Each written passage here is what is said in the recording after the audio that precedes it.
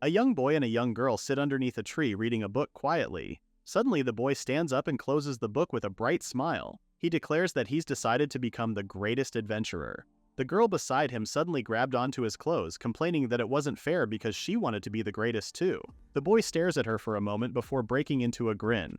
He tells her that he'll be the best, and the girl named Polaris would also be the best. Determinedly, he says that the two of them would be the greatest adventurers together. Polaris gapes at him for a second before breaking into a happy smile as well, agreeing with his promise. Time passes, and the young man from before Essen stares up at a screen with adventurer rankings. He grimaces as he sees that his rank is still at 96,743 bro. That's quite the ranking. He suddenly crouches down into the ground, roughly ruffling through his hair in stress. It's been 4 years and his rank has failed to move at all. Behind him, a couple of adventurers whisper and sneer at him. In not-so-quiet voices, they whisper how even rookies were beating Essen in contributions. One of them laughs and calls him Essen the eternal last place. The man adds that he should just become a farmer already. From his place crouched down on the floor, Essen blushes in embarrassment behind his hands. Adventurer Rankings was a ranking table that automatically updates at sunrise, listing adventurers' achievements and evaluations. The names of all registered and active adventurers in the guild are recorded. Filled with fiery determination, Essen forces himself to pull himself together and not to give up. He looks back at the adventurer rankings, finding the name Polaris. He smiles proudly. He clenches his fists, remembering that he had a promise to keep with her. Suddenly, he catches parts of a conversation as someone exclaims that someone had risen up to ninth place. He looks up at a pair of adventurers on the second floor, loudly talking about Ice Princess Polaris. Damn, she has a whole title to herself. One of the men is amazed, seeing as Polaris had the fastest rise in the guild. The other man boasts that he knew from the start that her aura was totally different. Unable to help himself as he listened to their conversation, Essen smiles at their words. The pair of adventurers catch sight of his smiling face, weirded out that he was apparently smirking in their direction. Okay, to be fair, that does sound weird to be doing, Essen. Suddenly, the topic of their conversation turns to him as one of the men says that he saw Essen rummaging through a restaurant's garbage, much to the other adventurer's disbelief. The adventurer comments that Essen was the complete opposite of the Ice Princess. They move to leave, but before they're completely out of sight, they make it a point to say that just looking at Essen makes them smell like garbage and they should leave because it might be contagious. Essen manages a small awkward laugh before it falls away. He suddenly slaps his cheeks to get a hold of himself, thinking that he was already used to hearing things similar to that, so there was no point in letting it bother him. He cheers himself to do his best today as well. At the borders of the city, a large barrier blocks the path. Essen holds out a hand to the barrier and it breaks open for an entrance to form. It was the F-rank dungeon White Mist Forest. As Essen walks into the forest, he catches sight of a group of rabbits. Suddenly, a wolf throws itself at the rabbits, immediately taking one of them into its mouth.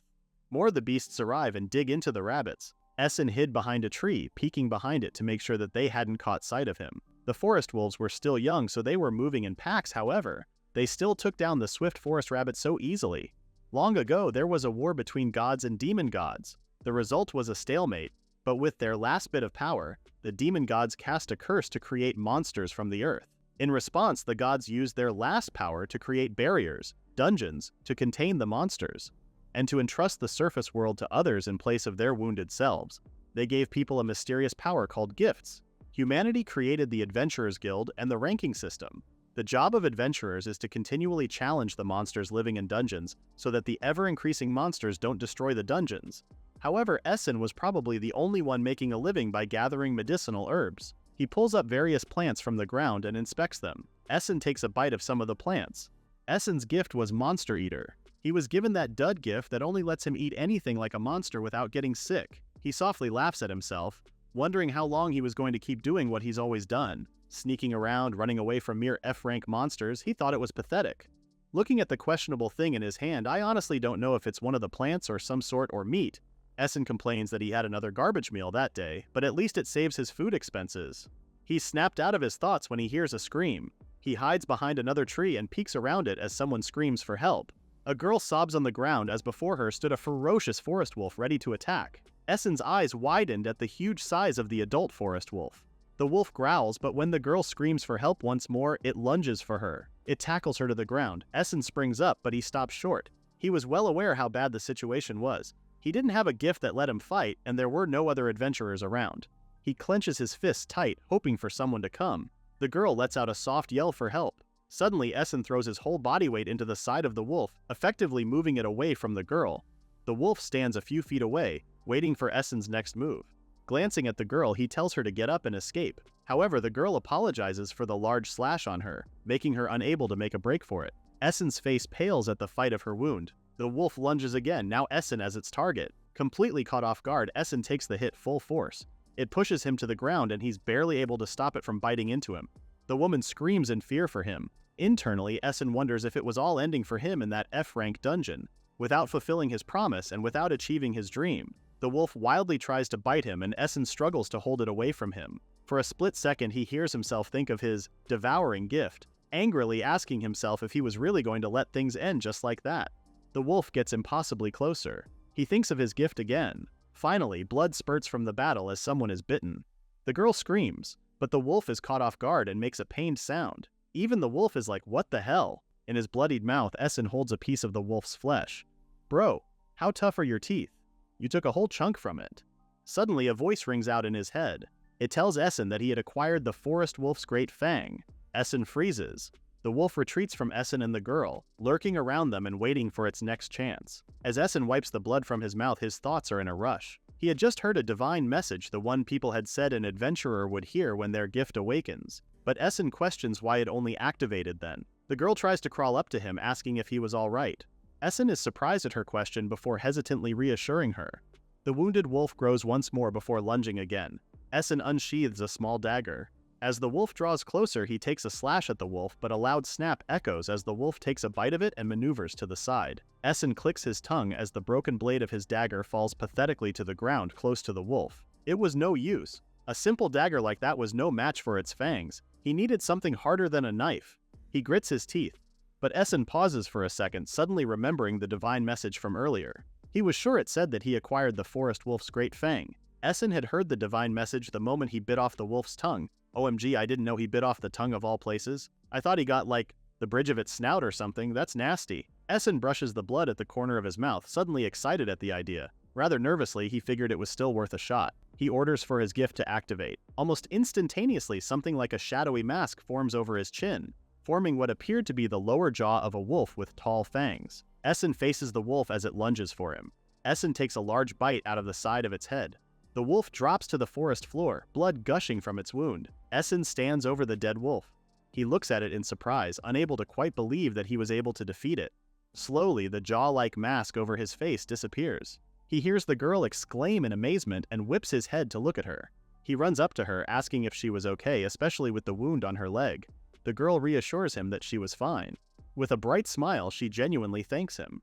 Essen pauses before, with a bashful smile, he thinks how he was thanked as an adventurer for the first time. Okay, that's pretty sad considering he's been an adventurer for like 4 years. The girl is rather confused by his reaction.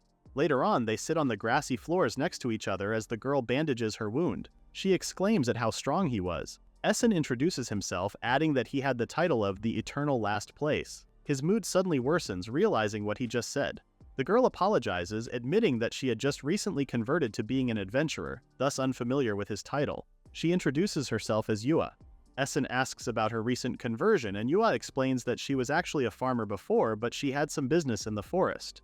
There were several types of gods. For example, those who worship the god of travel are called adventurers, and gain gifts specialized for fighting monsters and the right to enter dungeons.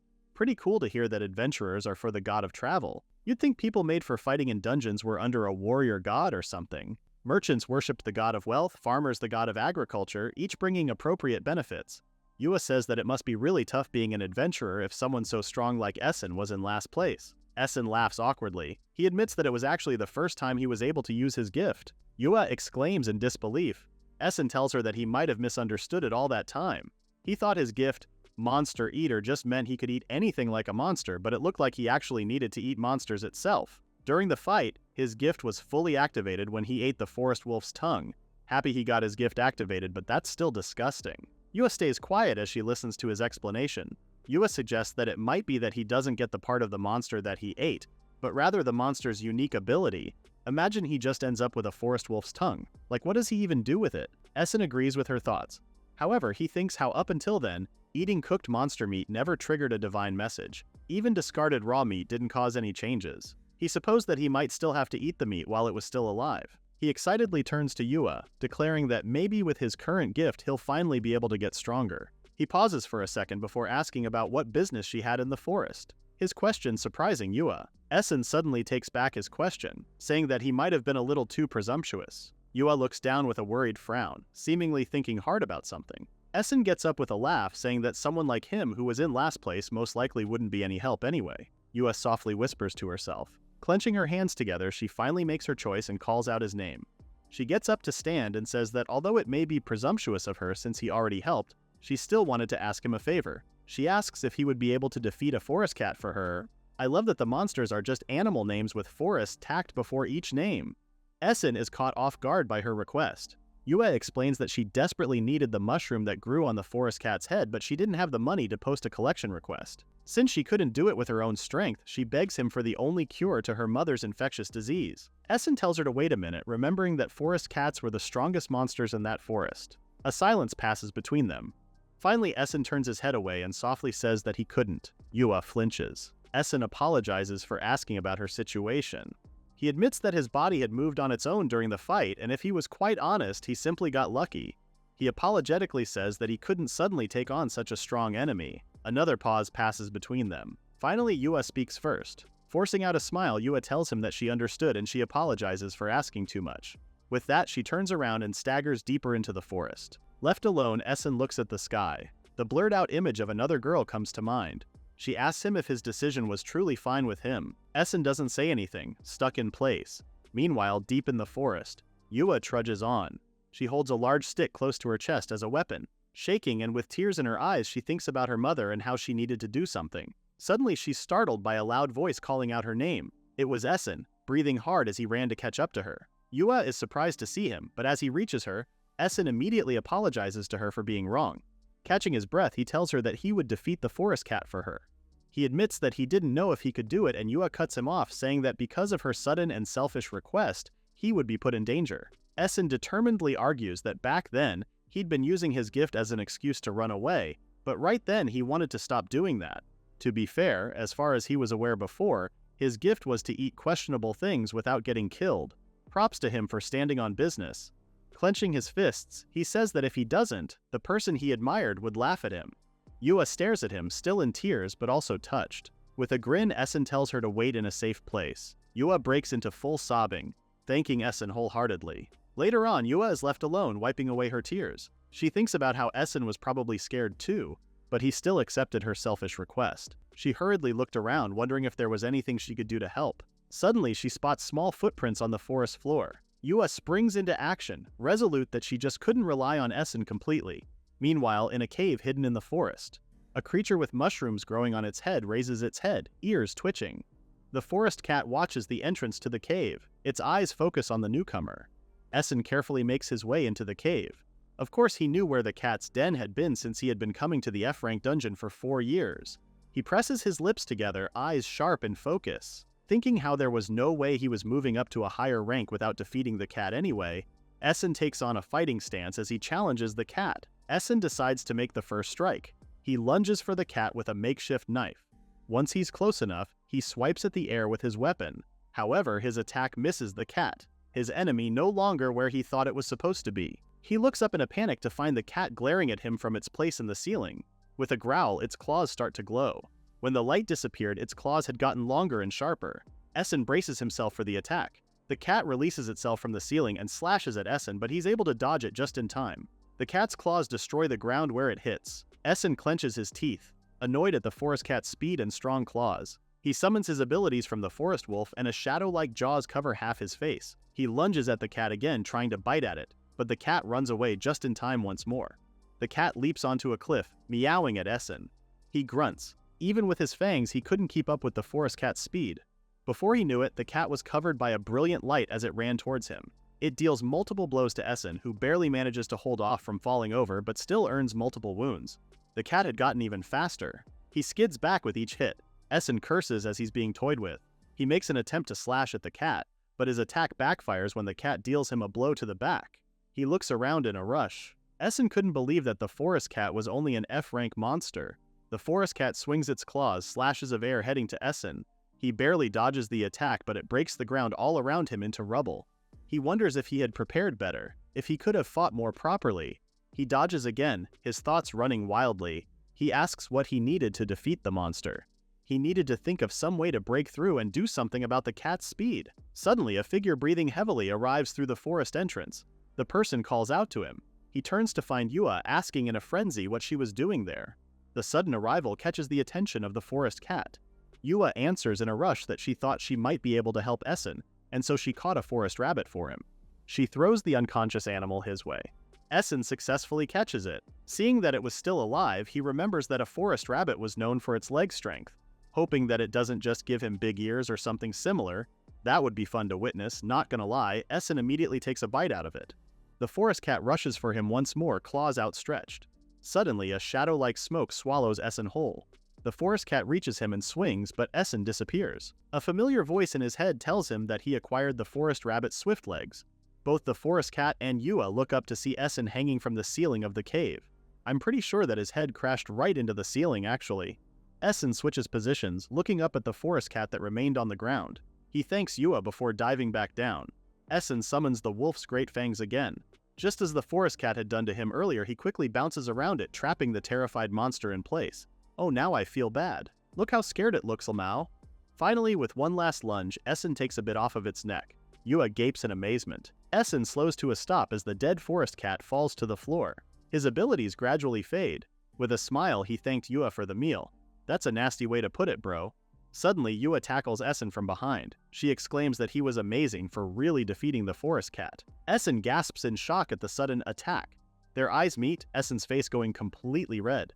Realizing what she just did, Yua immediately lets go, apologizing and reasoning that she just got too happy. Essen's heart is going a mile a minute. Poor guy is gonna die from a heart attack at this point. Changing the subject and ignoring her own embarrassment, Yua asks what gift he got from the cat. Essen realizes that she was right. He tells her that he thinks he heard the voice say something about sharp claws. Just as he raises his hands, his nails get longer just like the forest cat's. What they didn't expect, however, was that the length of his nails would stretch to the very ceiling. Both he and Yua stare up with gaping mouths. Yua laughs, teasing Essen that Monster Eater was difficult to control. Essen turns away, blushing, arguing back that since it was all still new to him, he should be cut some slack. He retracts his nails from the ceiling. After that, they cut the large mushroom from the forest cat's head. He hands the mushroom to Yua, as promised. Yua bows to him, saying that she would surely repay him for the favor someday. Essen reassures her that there was no need for thanks in the first place, because he wouldn't have even won without her. Yua grins at him. As they head out of the cave, Essen asks Yua not to tell anyone about his gift. Seeing as how people only thought of monsters as enemies of the people, if his ability gets out, he might get bullied. I think they might actually burn you at a stake, bro. Yua laughs, thinking that it really would have been troublesome. She smiles and says that she understands, but she would never forget her debt. Essen tells her to hurry back to her mother, waving goodbye. Yua thanks him one last time before bidding him farewell. Essen was still the eternal last place, but he felt like he's finally reached the starting line as an adventurer.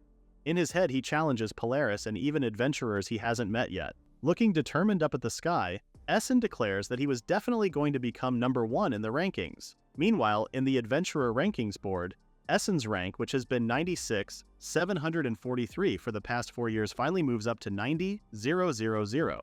A person steps into the guild hall, their presence making people turn heads. Adventurers move away as a girl passes by without turning to any of them, despite the others recognizing her. The adventurers stare in shock and awe at Ice Princess Polaris. They burst into excited whispers as they watch her retreating back, unable to believe that she was back already. Her last dungeon, the Volcano of Destruction, was supposedly a high difficulty dungeon even for those with an A rank. Polaris stops in front of the Adventurer Rankings board, eyes scanning the numbers. She finds her name, still in 9th place. She thinks to herself that things really were just as she expected. She didn't think it would be easy to rise in her current rank bracket. Her thoughts are halted when a female adventurer beside her falls to the ground wailing. Other adventurers rush to try and help her up, unsure what was going on. The girl screams as she scans the Adventurer Rankings. She's unable to find a man's name on the board, which was there until the other day. She hysterically asks anyone if they know who she was talking about. However, they all turn to a newcomer. The newcomer says that it was most likely some sort of weak adventurer ranked lower than the 1000 bracket and that it happened all the time. The newcomer, a rather extravagant-looking man, smirks and laughs mockingly as he says that there were only 2 ways to remove a name from the rankings. Either quitting being an adventurer or dying, well, that sounds fun. Polaris recognizes the man, calling him Wellness. That's quite the choice for an adventurer name. Wellness then casually brushes off the conversation, telling Polaris that it wasn't something they needed to worry about. Changing the subject, Wellness compliments Polaris on her beauty before arrogantly advising her that they ignore the low rankers and inviting her for tea.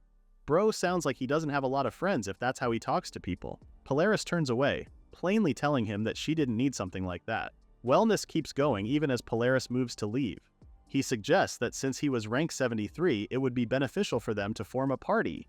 He comments that he found her quite reserved. Polaris turns back to him and coldly says that it was because Wellness was weaker than her.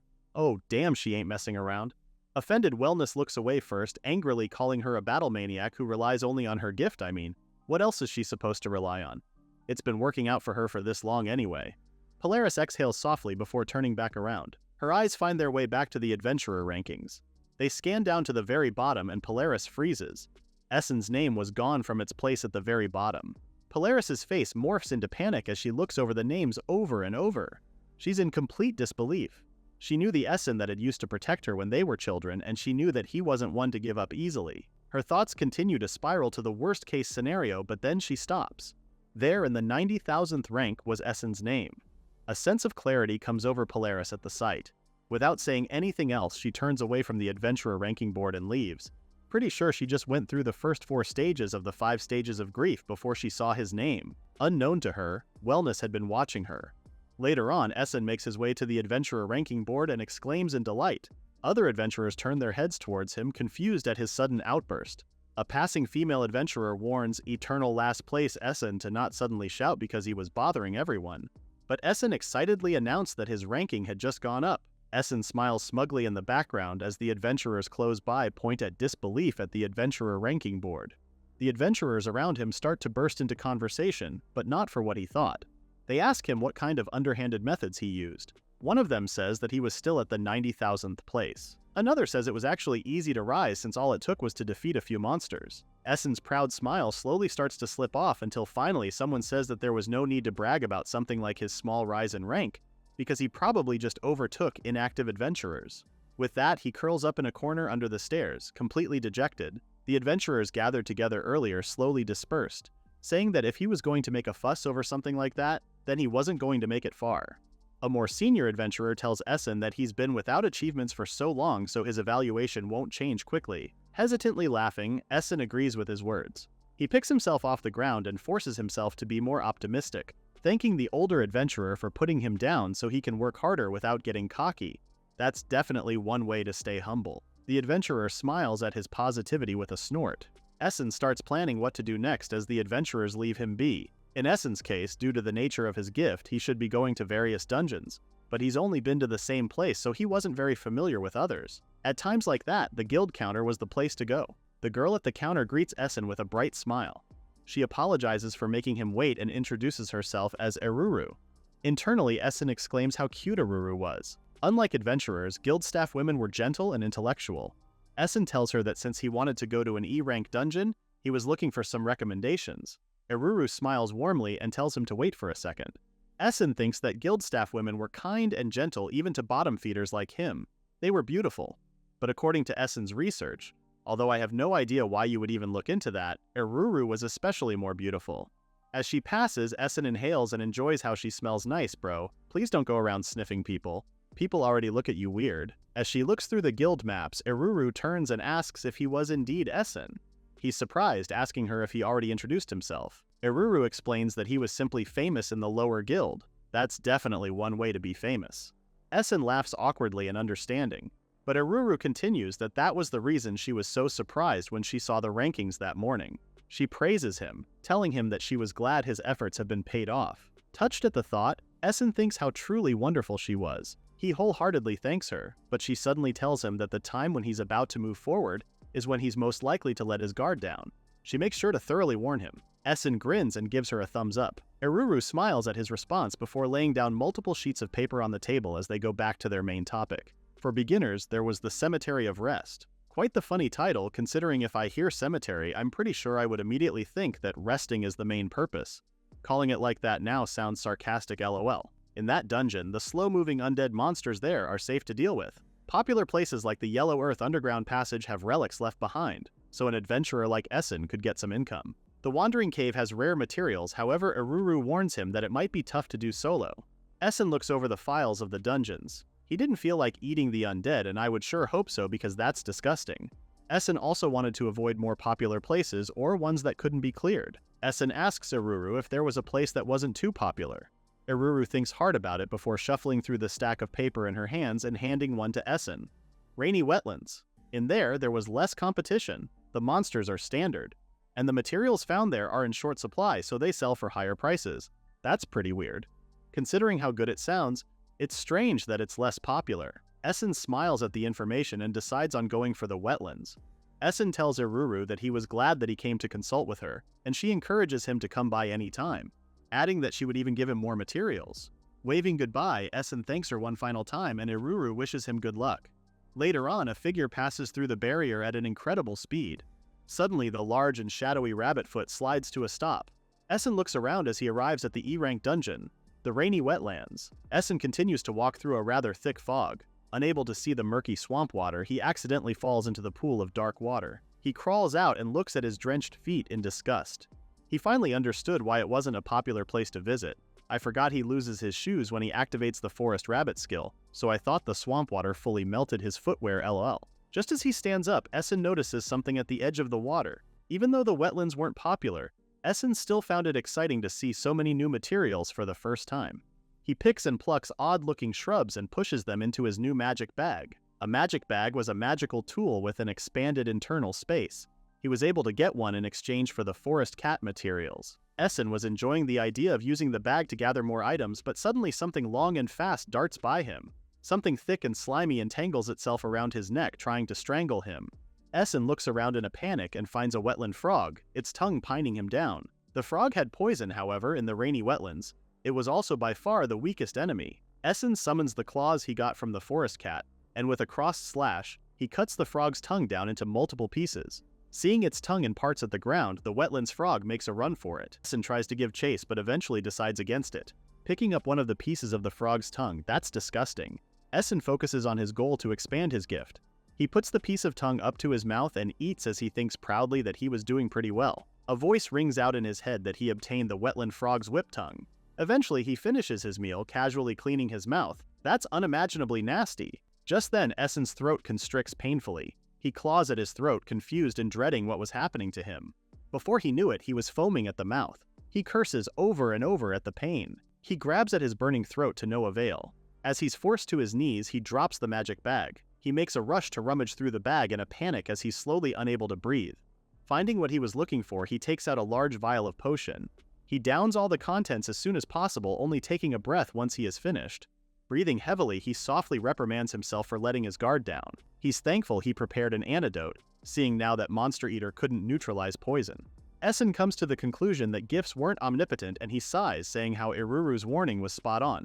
Finding the E-rank dungeon quite a formidable challenge, Essen grins in determination. Time passes with Essen carrying on in the wetlands.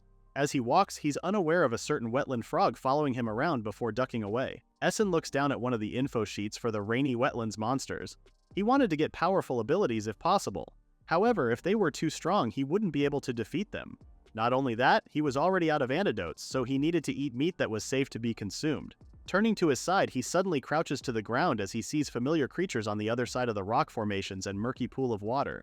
It was a wetland lizard. Seeing as it had no poison and it was expected for him to get some useful skills like its scales, Essen rushed in using his forest rabbit legs. He also summons his forest wolf fangs as he tries to go in for the first strike for the win. One of the wetland lizards notices him. Essen decides on using his new skill and he opens his shadowy jaws for a long tongue to come out. His wetland frog tongue stretches out and reaches for the lizard. It tangles itself around the lizard's body. Essen ends up being pulled over to the lizard. As he does so, he goes in to bite at the monster's body, but his teeth don't sink in all the way, and the lizard remains mostly unaffected by his attack. Well, this is awkward. Essen panics at the unexpected strength of its scales.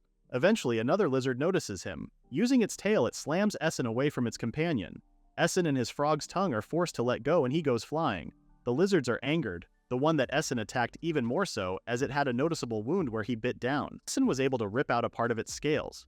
He sits up, and using the forest wolf's fangs, he chomps down on the scales and swallows. A voice tells him that he was able to obtain the wetland lizard's blade tail. Essen immediately summons it out. He takes a battle stance, almost all his skills out in the open. Threatened, the lizards hiss at him. Essen, remembering that their tails sold for a high price, decided that he needed to defeat the lizards properly. The lizards rush in and Essen meets it halfway. They crash into one another. All three bounce off from the other due to the impact. Essen's eyes brighten in exhilaration and as he has fun.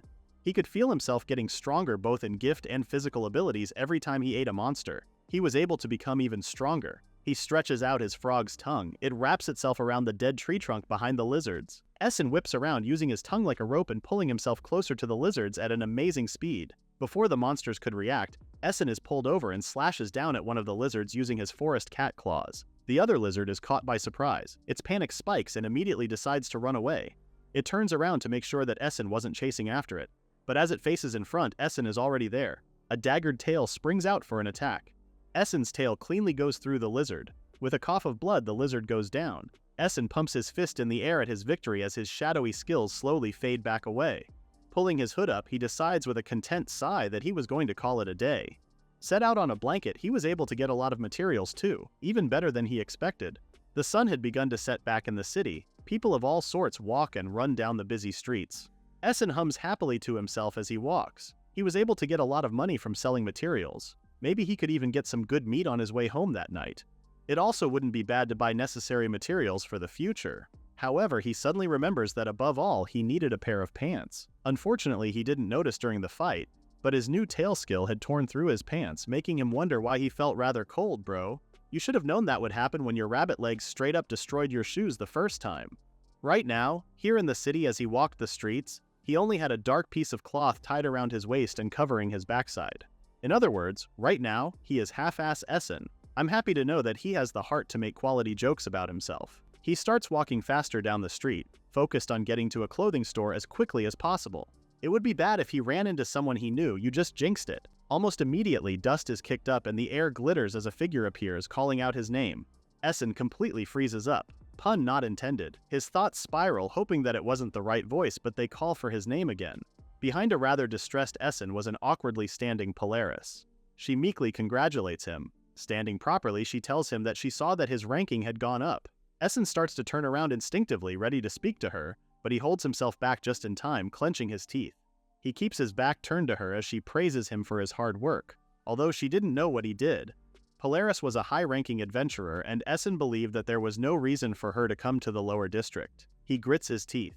He had thought that she had long forgotten about him, but now he wonders if she still thought about him. He raises his head, trying to keep his tears in check as he calls himself pathetic. He roughly brushes at his eyes. Polaris carries on, hopefully suggesting that since he was able to fight now then they should form a party together. But almost immediately she's cut off as Essen turns her down, brother. That's way too harsh. Repeating himself, Essen tells Polaris that he couldn't do that, much to her shock. With clenched fists, he explains that he knew that his ranking would easily go up if he formed a party with her. Polaris stays quiet as she listens. Essen continues that that wasn't the kind of adventurer he wanted to be. It was selfish and petty pride, but Essen determinedly tells her that he would definitely climb up the rankings on his own. Polaris ends up smiling fondly regardless, calling him selfish and how he hasn't changed at all. Essen has the same fond smile. Breathing deeply, there's a pause before Polaris says that she understood and she would wait. With a bright smile, she says that she would wait for Essen. Essen holds a thumbs up in the air for her, and Polaris smiles once more as she turns around. The air sparkles once more as she teleports away. Finally, Essen turns around to see the last of her magic. Essen clenches his fists again as he's feeling even more motivated, determined to prepare for the next day. Just as he turns back around to leave, he bumps onto someone's shoulder. He rushes to apologize, but the other person doesn't say anything. As Essen leaves in a hurry, the man he ran into carries a smug smirk. Casually brushing his shoulder free of invisible dust, Wellness scoffs in understanding as he looks at where Essen had just ran off to. Meanwhile, Essen finally finds a clothing store to buy pants from. Words cannot describe how glad I am that he kept those on the whole conversation with Polaris. Meanwhile, in the A-rank dungeon Thunder Peak, Polaris rushes at a demon-like monster with a rapier. Casting her skill Iceburn, a powerful wave of snow passes through, freezing everything on sight. The demon monster roars in anger, getting caught in the snow and rendering it frozen. With a jab of her rapier, Polaris casts Icicle Lance. The attack impales the monster, its frozen body cracking into pieces. Polaris waits for a second before smiling in victory. Her victory is cut short when lightning suddenly strikes. She jumps away just as the strike hits the spot where she stood. Polaris's eyes widen at the sight of a flying and glowing creature called a lightning worm. It looks more like a Chinese dragon in my opinion, or maybe a catfish. The monster leers down at her as Polaris successfully lands on solid ground. She runs as more strikes of lightning rain down on her. As she dodges, Polaris thinks about how she had already encountered more than 20 monsters. As expected from a dungeon in its flood season, her enemies just kept on coming. However, when she gains enough distance, she turns around to face the monster with her weapon pointed at it with both hands on the hilt. Her eyes are closed as the lightning worm nears. When she senses its presence is close enough, she casts her ultimate skill, Permafrost. Later on, Polaris walks beside a woman in a small village in the mountain regions. The woman thanks her for calming the monster's rage every year. She hopes that it stays peaceful for a while. Polaris smiles softly and replies that she wasn't exactly interested in monster ecology. As she turns away with a wave of goodbye, she tells the woman that all she did was keep defeating monsters. She leaves the mountain region. Although Polaris had said she would wait for Essen, she had no plans on staying still. Meanwhile, in a way station, Essen makes his way over to one of the traveling porters and asks to take a carriage to the port town of Leubel. The porter, seeing that he was an adventurer, tells him that they were leaving soon so he could hop onto the carriage right there and wait. Essen thanks the man. It had been a week since his reunion with Polaris. He's been frequenting the rainy wetlands and gained lots of skills. However, he thought it was about time to start venturing even further. Essen makes his way over to the carriage, pushing back the curtain to get inside, and finds another passenger sitting at the very back. The other passenger stares at him with sharp eyes. As Essen takes a seat in the carriage, the man smirks as he calls Essen by his eternal last place title. At this point, we just know that if someone calls him that, things are not going to go well. The carriage leaves the way station and journeys forward. Essen frowns as he stares the man down. Internally, he thinks how rude the man was for a first meeting. Catching his stare, the man proudly introduces himself as Keith, before Essen interjects that he didn't ask. Essen makes it a point to tell Keith that he wasn't in last place anymore. However, Keith just scoffs and shrugs him off, saying that it made no difference from his perspective. Essen's frown deepens as he wonders if Keith's rank was really just that high. Essen gives Keith a once-over, taking note of his well-worn equipment and the aura he seems to give off. Seeing the way he was looking at him, Keith defensively says that being an E rank was tough. Essen awkwardly asks if they were on the same level. Keith scoffs and tells Essen not to lump him in the same place as the eternal last place. He haughtily adds that it was merely advice for weaklings to come home. Finally, Essen has had enough. Yeah bro, go fight for yourself. Keith is surprised when Essen suddenly says to stop with his eternal last place nonsense already.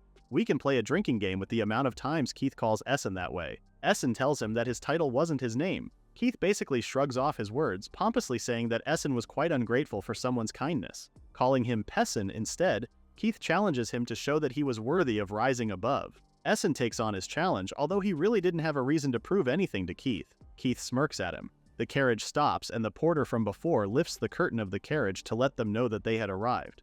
Essen stands up excitedly. He jumps off the carriage with a yell, exclaiming that it had been a while since he traveled that far.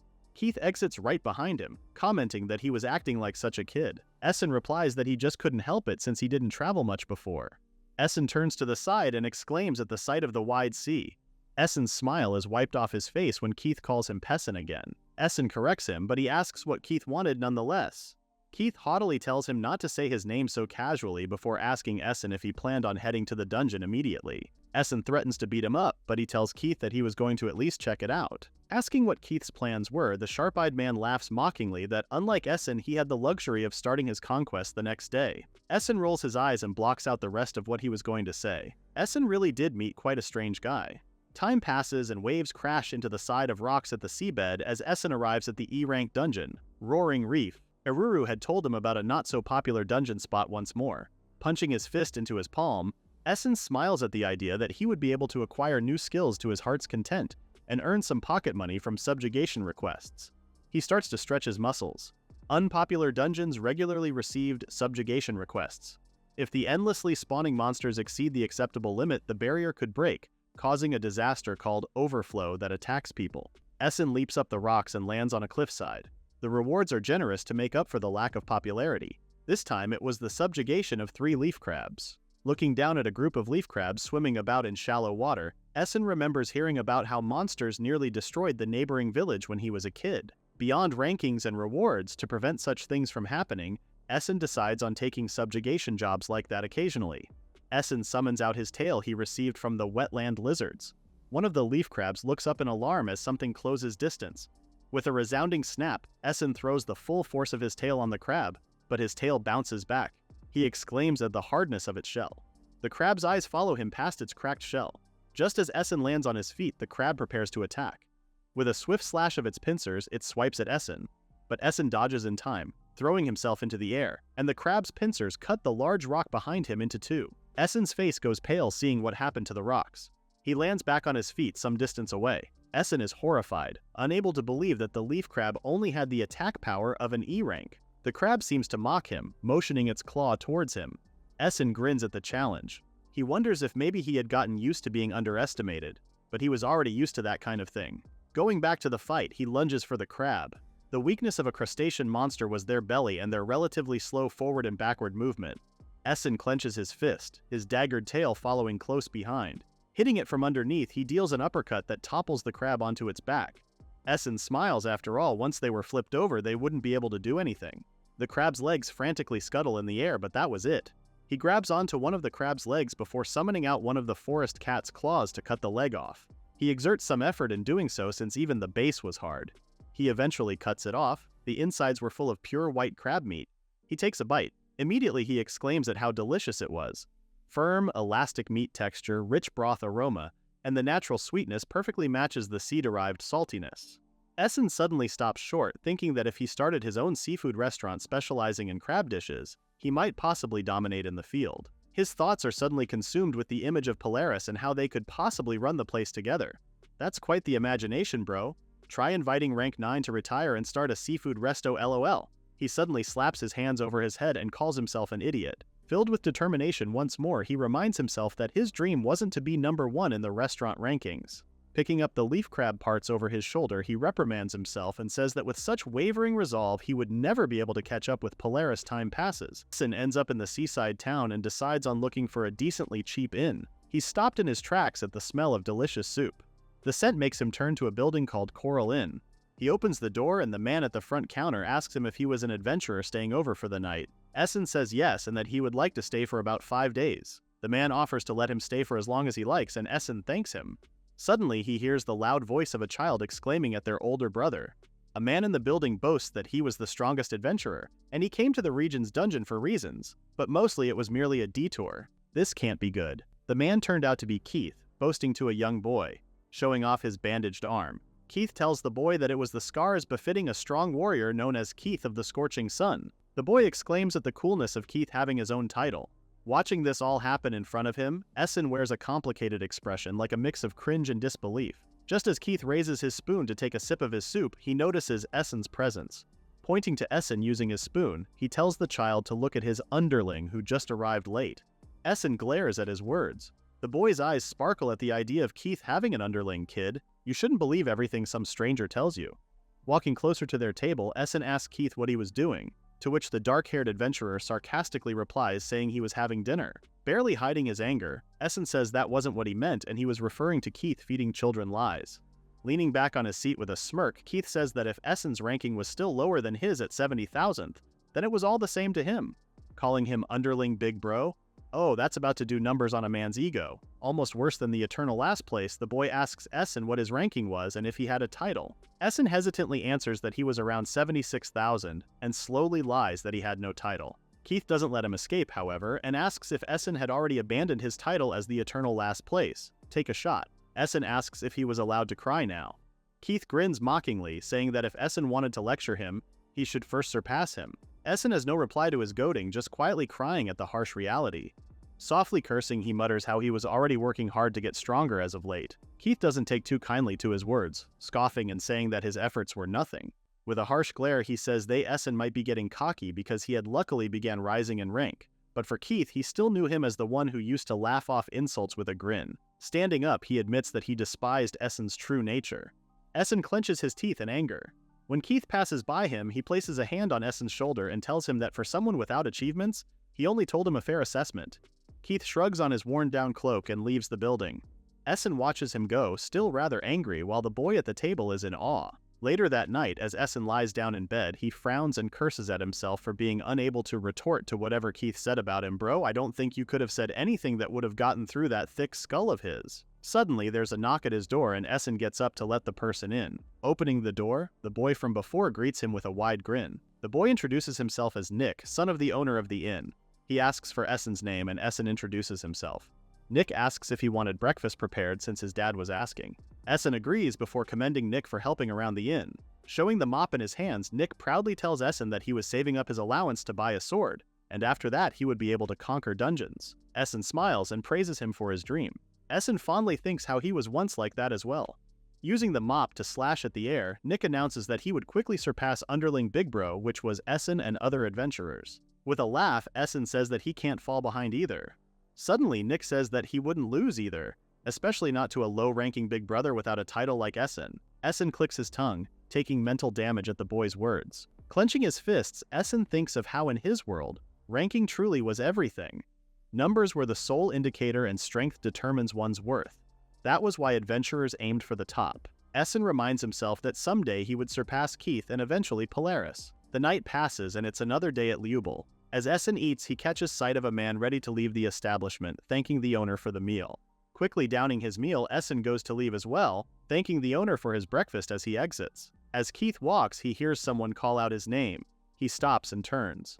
He sees Pessin calling for him and continues walking. Essen catches up to him and starts to correct him about his name before deciding against it and says that since Keith was heading over to the dungeon, he asks if he's allowed to join him on the journey. Keith grunts, but he lets Essen follow him anyway. As they walk side by side, Essen smiles at him and thanks him for the other day. He tells Keith that even if he was in good form, he still had a long way to go, and so he preferred that kind of treatment to being fawned over. Bro is a better person than I because that patience level is truly something. Keith smiles, happy at the sudden praise, and says it was only natural for the strong to advise the weak. Essen laughs that it wasn't exactly advice. As they walk, adventurers pulling a large cart behind them pass by. Inside the cart were multiple leaf crabs tied up. Keith and Essen watch the cart pass by. Keith comments that he's never heard of anyone taking the crabs in alive, and Essen comments that maybe there was someone with a hypnosis gift in the group of adventurers. Since some of them were used as ingredients, Essen suggests that maybe fresher ones fetched a higher price. Keith agrees, but his voice slowly dies off as his sharp eyes linger on the cart. Eventually, Essen and Keith arrive at the dungeon. Essen points to one side of the dungeon, letting Keith know that he was heading over there since they both went solo. Keith is confused at his words, thinking that the idea was understood since there was no benefit for him to team up with Essen. Essen frowns at him, reprimanding him that he didn't have to say it in the way he did. But before Keith leaves, he tells him to call out if something happened to him. Essen lets out a half-hearted, exasperated sigh, and so he starts his dungeon diving for the day. A monstrous creature with lots of teeth shrilly screams in intimidation, but its squeals are cut short when Essen summons out a large pincer and grabs onto the monster. He screams in effort as he uses the pincer to cut the monster's thick tentacle-like body parts. Rushing in, Essen takes a bite out of the monster. The great pincer he got from the leaf crab was incredibly powerful. He leaps into the air and like a falling lance, he impales the monster. Essen stands back straight, forcing his pincers away. Essen was sure he had just battled a leaf star. He kneels down, wondering out loud to himself what kind of skill he would get from the leaf star, when someone suddenly yells in pain. Essen immediately gets up, recognizing Keith's voice. He makes a run for it to where he was supposed to be. He catches sight of Keith, curled up on the ground and surrounded by smoke. When Essen nears him, he stops short in horror as the smoke clears. Keith grits his teeth in pain. He holds onto his left arm, which was completely burnt. Essen walks closer to Keith. In a worried voice, he asks about Keith's burnt hand, wondering if he was attacked by a monster. Keith is surprised by his presence. With a smirk and a scoff, he says no. Instead, he points to a burnt monster's body behind him and tells Essen that if he was Keith's opponent, he would be the burnt body floating on the shallow water. Looking closer, it was the burnt body of a leaf crab. Essen is shocked and in awe. Internally, he thinks that even with his gift, he couldn't have broken through the leaf crab head-in, but Keith was able to burn it to a crisp. As he wonders what kind of gift Keith had, Keith pulls out a potion from his bag. He uncorks the bottle with his mouth before splashing his arm with the liquid. As Essen wordlessly watches Keith's hand heal, Keith explains that his gift was called Scorching Sun. It was a gift that allowed him to create flames. That's kinda badass, not gonna lie. Simple, but definitely effective. Heavily breathing from the pain, Keith asks if Essen was jealous, adding that it was a gift befitting of him, who was destined to be the strongest. Essen frowns and internally thinks that gifts that manipulate elements were rare and versatile, so he could see why Keith called himself the strongest. Do agree that it explains the ego. Essen turns to Keith's hand, which was slowly healing. He asks Keith if he got burnt like that every time he used his gift, but Keith shrugs his concern away, saying that it couldn't be helped. Essen argues that the cost of burn medicine must be ridiculous, adding that waiting for his body to recover each time would be inefficient. Keith argues back that it was the fate of the strong. Rather confused, Essen asks him what his reason was for being an adventurer if he had to go through all that. He thought that the drawbacks were way too big. Finally having enough of his questions, Keith repeats his answer. There's a pause between them. Keith glares at the ground and declares that he would become the strongest. An image comes to his mind of a child in the middle of the ruins of a village. Determinedly, he says again that he had to become the strongest. He walks away from Essen.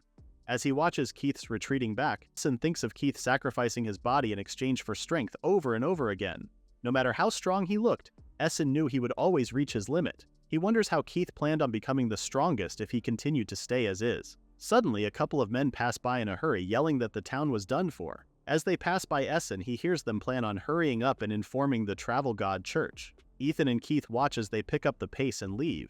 Suddenly, they hear someone call for them. It was a young child's voice calling for his big brothers. Essen immediately recognizes the child as Nick. He stops running in front of them, and in a rush, Essen asks what was wrong.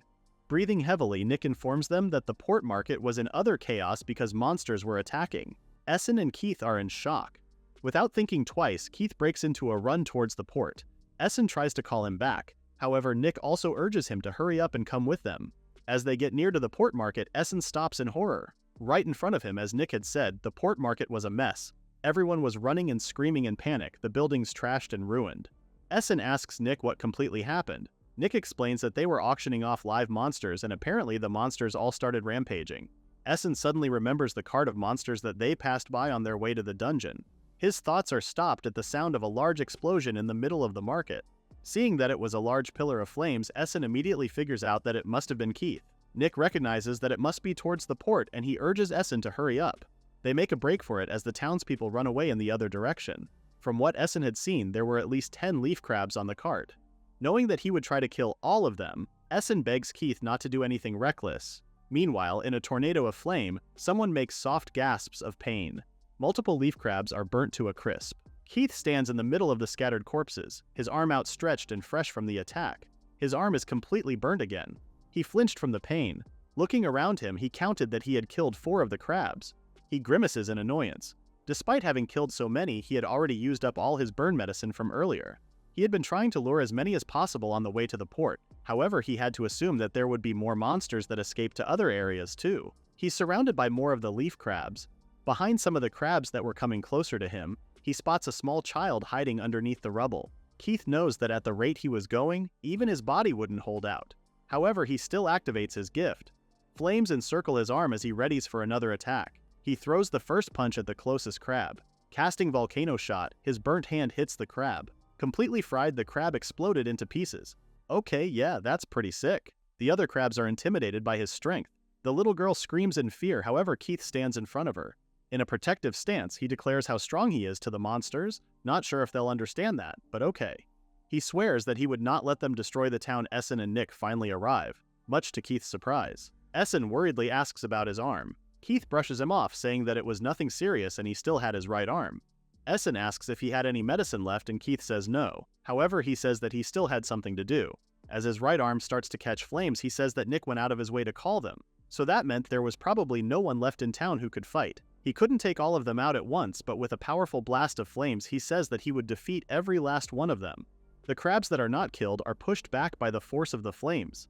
Essen holds his arms up to protect himself from the blast. He immediately grabs onto Keith and tells him to stop or his body wouldn't hold out much longer. Keith angrily tells him to mind his own business. They continue to argue, Essen saying that he would help fight, and Keith could fight while controlling his flames. Keith argues back that he didn't need help from someone so weak, and he orders Essen to get out of town before he gets caught up in the fight. Essen tries to argue back again, but Keith butts Essen's head with his own, annoyed at his persistence. Essen holds onto his forehead, clicking his tongue at Keith's stubbornness. Finally, having enough, Essen summons the forest rabbit's legs skill. Essen prepares himself for the backlash as Keith, Nick, and the little girl stare at him in horror. Keith aims his arm at Essen, accusing him that because of his form, he was a monster disguised as a human. Essen immediately says no, saying that that was the reason why he didn't want to show his gift much, but he explains that it was one of his abilities. He tells Keith that using his gift, he could quickly scout the town. Essen understands that Keith wants to do it alone, but he argues back that he didn't want to abandon Keith either. Essen tells him that he would leave the main fight to Keith until he confirms the town's safety. If he couldn't handle it by then, he would lend a hand. Keith tries to argue back, but he can't say anything else. In a rush to solve their current problems, Essen turns to Nick and asks whether he could escape to where the adults were with the little girl. Nick falters for a second, but Essen reassures him that it would be okay because he was going to become an even more amazing adventurer than them. Nick swallows hard before he takes the girl's hand and makes a run for it. Essen calls out for them to be careful. Before Essen leaves, he begs Keith not to die and that he believes in him, calling him the strongest. Keith tells him to wait, but as Essen gets ready to dash away, he says that being selfish was something they were both guilty of. Before he could say anything else, Keith is surrounded by more crabs. Keith and Essen spring into action. Essen jumps over the town buildings checking for more people. In one of the town alleys, a crab scuttles quickly after a woman running. However, she ends up at a dead end. She collapses by the wall, breathing heavily. The crab behind her slams against a wall. She cries to herself, saying that she brought it upon herself. The crab gets closer and closer, but before it could attack the girl, Essen comes flying from above, slamming his tail into the crab. Essen breaks through its shell and the crab staggers back. He asks the woman if she was all right. The woman is surprised to see him, but she says yes regardless. However, she freezes at something behind him. The crab Essen attacked wasn't dead yet. It raises its pincer to attack. Essen wasn't able to defeat them all yet. The woman screams in horror as Essen is attacked, blood spurting in the middle of the battle. Deep in a forest, a girl holds out her hand to a passing forest wolf from afar. The wolf suddenly stops in its tracks. The girl and her companion move closer to the wolf. The girl looks nervous, but her companion leans closer to the wolf. Gaping in AEW. Seeing the sleeping wolf, the girl's companion comments that her gift was truly something. Her companion says that with the girl's gift, even beginners like them could safely defeat monsters. She grins, saying that it was a big help since her own gift was still weak. Time passes and the girl and her companion have changed. Her companion, now much more experienced, haughtily suggested that maybe they should disband the party. The girl is in shock, unsure what to say. Her companion continues that the girl always just puts monsters to sleep and can't really fight properly. Now that they've reached D rank, her companion says that the girl's abilities were becoming less effective. With a sneer, the companion says that it would be faster to defeat the monsters before putting them to sleep. She added that it irks her that the girl was just reaping the benefits. The girl, now alone, tries to look for new companions. Just as her old companion had said, she could only put monsters to sleep. If it works the same on higher-ranked monsters, it would have been welcomed, but she's unable to use it, and without any combat experience, she's turned away by other adventurers. She frowns as she's left alone once more. Suddenly, two men approach her. One of them says that they've heard that she had quite an interesting gift. The man grins maliciously, asking her if she wanted to team up since they had a profitable plan. Adding that it was a job that only her gift could do, the girl happily agrees. In the present, she stares in horror as blood scatters around her. A piece of cut flesh falls to the ground and she screams. Essen grunts in pain as the crab attacks him. Essen had used his daggered tail as a shield from the crab's attack. The dagger at the tip of his tail was completely severed. The girl behind him screams again, apologizing over and over. Essen breathes a sigh of relief, finding the attack way too close for comfort. The girl asks him in a panic if he was okay.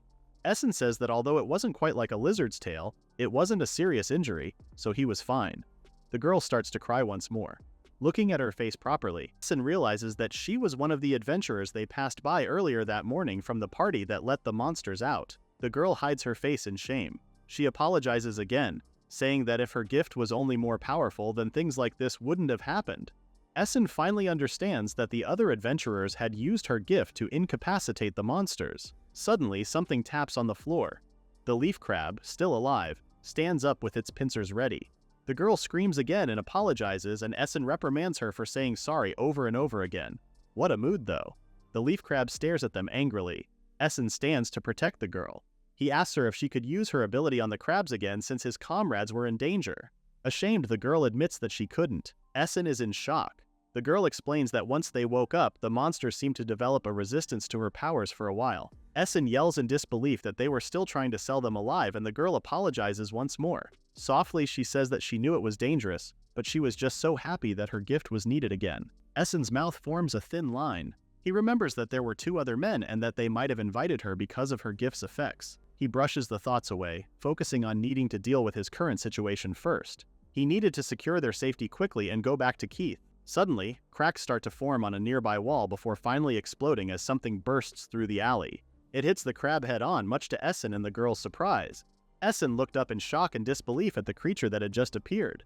The tall creature leers down at Essen and the girl, the crab they were once fighting now in its mouth. Biting down fully on the crab and swallowing it whole, Essen exclaims at the creature, which turned out to be a leaf serpent. The leaf serpent was the biggest eater among monsters. Essen couldn't believe that the two men from earlier even brought something like that along with them. He was wondering why he thought the town was too damaged for just a bunch of leaf crabs. The girl, still crying, admits that the two men had said it was delicious when grilled. It was big and would fetch a good price, so she thought she would try and capture it. Essen agrees in a panic that at that size, anyone could feed hundreds of people, but he asks in disbelief how they were planning to cook something that big. The girl apologizes over and over again for being a careless idiot. New game, take a shot for every apology. The conversation is cut off when the leaf serpent finally lunges for them. Essen barely has time to carry the girl and the both of them dodges away at the last second. As the serpent crashes into the wall behind them, Essen makes a break for it with the girl in his arms. The serpent turns back around, glaring at their retreating backs. Essen curses at their bad situation. With the girl in his arms, he couldn't escape to the roof even with his rabbit's leg skills. He had no choice but to hold the serpent off there.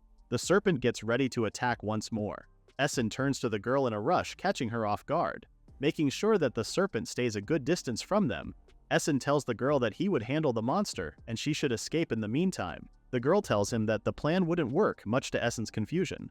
She explains that her gift was called Hypnotist. It put targeted subjects to sleep, however it had the downside of drawing the hate of the affected targets. Earlier on at the port market, the flame adventurer Keith held all of them off at once so they were able to escape, but she ended up being chased by the monsters that broke free. Now that the girl was separated from the rest of the monsters, their hatred shouldn't be on her anymore. But the leaf serpent was still affected. Essen understands that if they defeat the leaf serpent, they would only have to deal with the monsters Keith was handling. However, the enemy would prioritize targeting the girl over Essen. Forming a plan, Essen lowers the girl to the ground and tells her to keep running. Although the girl is surprised that she was suddenly let go, she does what he says. As she runs, Essen waits for the serpent up on a roof. Running and screaming, the girl begs him not to abandon her. Essen jumps from the roof, promising that he wouldn't do that. As the serpent gets closer to her, he orders her to get down and she crouches, her head in her hands. With a yell, Essen summons the forest cat's sharp claws. He strikes a singular large claw in between the girl and the serpent. The serpent gets closer and closer to the outstretched claw. At the speed it was going, it's unable to stop in time and it went right for the sharp claw in front of it, slicing it into half and barely missing the girl right in front. The serpent's sliced body falls to the ground in two pieces. The girl, covered in blood, slowly gets up in disbelief that they were saved. When she looks up, she finds Essen standing over the sharp claw. Essen breathes a sigh of relief. As he retracts his claw, he's amazed that his plan worked. However, he thinks it's a shame he couldn't get a new skill. He falls to the ground, landing on his feet. He jogs up to the girl, apologizing for using her as bait. The girl brushes his apology away. Essen tells her that he needed to move on quickly.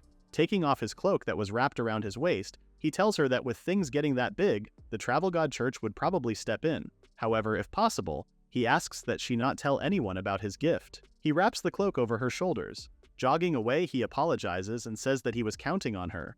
Pulling the cloak closer to herself, the girl quietly watches him leave. Back in the port market, explosions boom all around. A singular leaf crab tries to run away, however Keith quickly finds it. The leaf crab was the last one of the escaped monsters. Keith's whole body was covered in flames, his face to his torso completely burnt. With the whole market roaring within flames, the crab is trapped with Keith in a circle of fire. The crab tries to attack one final time, but Keith holds out a burnt hand. With another rush of explosive flames, he burns the crab into charred pieces. Keith grits his teeth from the pain. The crab's body completely turns into ash. The flames around him slowly start to simmer down.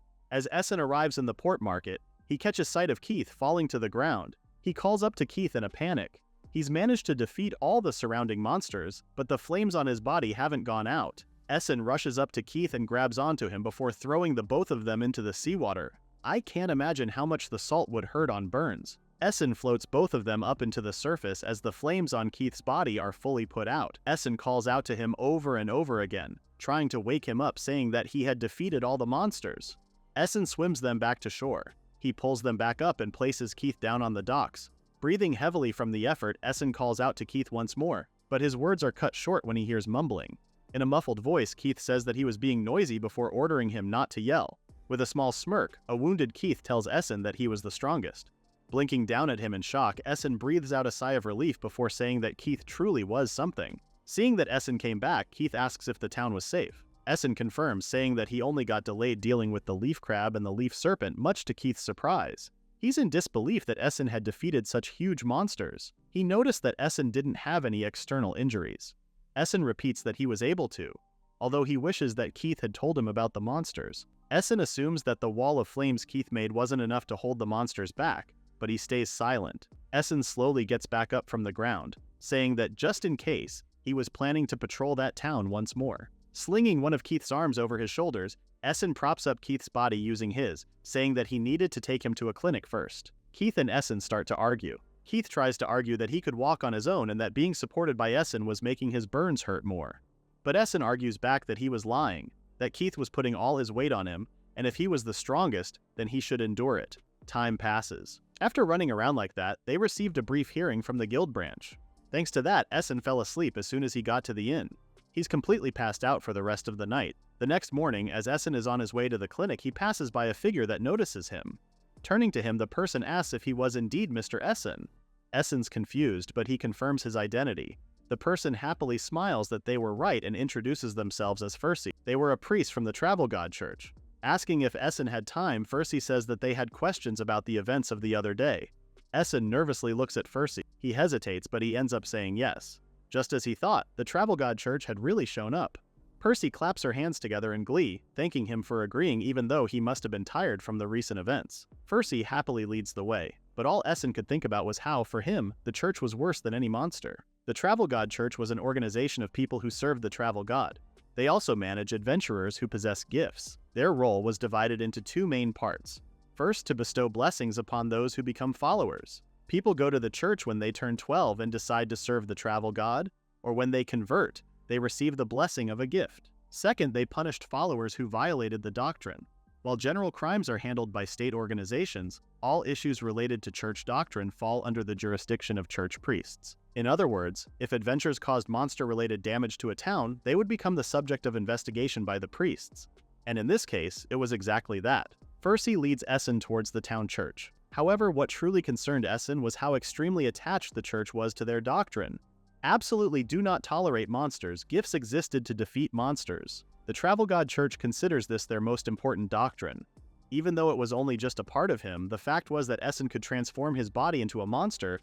This is pretty weird because even if he did turn into a monster, it's still considered a gift, so how are they going to disregard a god's blessing like that? If the priest were to discover it, he can't say for certain that he wouldn't be purged. Furcy leads the both of them inside. Percy tells Isn't to wait there for a moment at the communal area. Essen is confused, however, he takes a seat at the table. He starts to talk about the incident, however Furcy cuts him off, saying that she's already seen the investigation team's report. Essen turns to the side at the sound of rattling getting closer.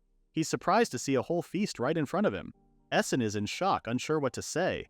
Calling him Essen the hero who saved the town, Furcy says that she wanted to meet him so badly that she arrived first thing in the morning that she hadn't even had breakfast yet. Essen sarcastically says that he wasn't given her any. As she takes a bite, Furcy asks if he wanted to eat anything, which Essen turns down. He's at a loss in his predicament, but then he pauses. With a huff, he tells Furcy that the hero wasn't him, but it was Keith, and that he just helped a little. Furcy says that he was just being modest, but Essen argues that it was the truth and he wanted to visit Keith after their talk.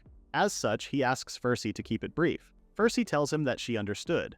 Since it was an irregular monster subjugation, she tells him that there might have been some gaps, but she's already added quite a bonus to both of their contribution scores.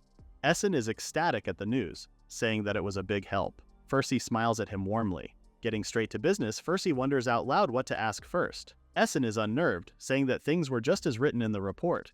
Furcy agrees but says that it was important to hear it directly. Essen tries to explain that he didn't see the moment the monsters went berserk and that he just found out on his way back from the dungeon. Furcy understands that he wasn't even in town when the incident occurred, however, with sharp eyes, she says that she heard that he knew the culprit's face. Thinking about it, Essen says that he knew one of them, but he only passed them by in front of the dungeon, and that he didn't know their name or anything else. Essen tries to ask if the culprits have been found, but Furcy says that it was a secret. However, she informs him that the girl with the hypnotist gift was being held in a separate room inside the building. Essen is surprised at the information. Percy says that it was rare for someone to turn themselves in. Hesitantly, Essen asks what would happen to her. With a serious expression, Percy holds her knife up to her neck and says that it was, of course, the death penalty. Essen freezes in horror. Suddenly, the tension is gone from Percy as she says that it would only be after they took her gift away. Essen stays quiet. The terrifying thing about the church was that everything was at the discretion of the priests. If they had a reason, they could take away gifts and even easily decide on the death penalty. Percy says that they all deserve the death penalty, but the girl was the most guilty of them. Hypnotizing monsters and letting them out was bad enough, but losing control and plunging the town into chaos and danger was even worse. Essen thought that he reported it already, but he explains that due to the drawback of her gift, she attracted monsters, so she fled in the opposite direction of the evacuating townspeople. Trying to defend her, Essen says that she may have made a mistake, but it was a fact that the girl helped to minimize the damage. Percy pauses for a moment. Suddenly, her face twists up into a sneer. She asks him if Essen thought that someone's evaluation should go up if they defeated the monsters they brought themselves. Rather harsh, but she definitely has a point. Realizing what she was trying to say, Essen clenches his fist and nervously stays quiet. He grits his teeth and doesn't say anything else for the rest of Percy's meal. Finally, after time passes, Percy announces that she got the gist of it. Essen hesitantly stands up, saying that if it was helpful, then that's what matters. Percy says that it was a good thing that Essen and Keith were in the town. Bowing low to him, Percy thanks him over and over on behalf of the Travel God Church. Essen awkwardly acknowledges her gratitude before announcing that he was leaving. Suddenly, Percy raises her head and asks one more thing. Essen starts to walk away, but Percy explains that during the commotion, there were reports of people seeing a human-shaped monster or a human who looked like a monster. She asks him if he knew anything about that. Essen hesitates, gritting his teeth. When he turns back around to face Percy, he smiles and says he didn't know anything. He tries to say that since everyone was pretty confused, it wouldn't have been strange if there were some misunderstandings. Percy says that she understood that even Essen, who patrolled the town, didn't know anything. However, with a dark look in her eyes, she tells him that if there were any monsters pretending to be human, the church would have to execute them. Essen struggles to keep up his smile. Essen starts to nervously sweat, his smile becoming wobbly the longer he tries to remain composed. Clapping her hands together, Percy apologizes for keeping him. Finally, Essen leaves the church as Percy thanks him again and hopes that they could meet again somewhere. As Essen slowly walks away, his face is horrified and he's drenched in sweat. Essen roughly lets out a gasp in relief once he's far away enough. Exhausted from the stress, he thinks that he would rather not meet Percy again. He eventually gets back to town and finds the clinic. The moment he enters the clinic, Essen is greeted with the image of Keith lying in bed and completely covered in bandages, his eyes and hair the only things seen through the cloth. Beside him, Nick happily greets Essen. The little girl they saved from before was also there with Nick.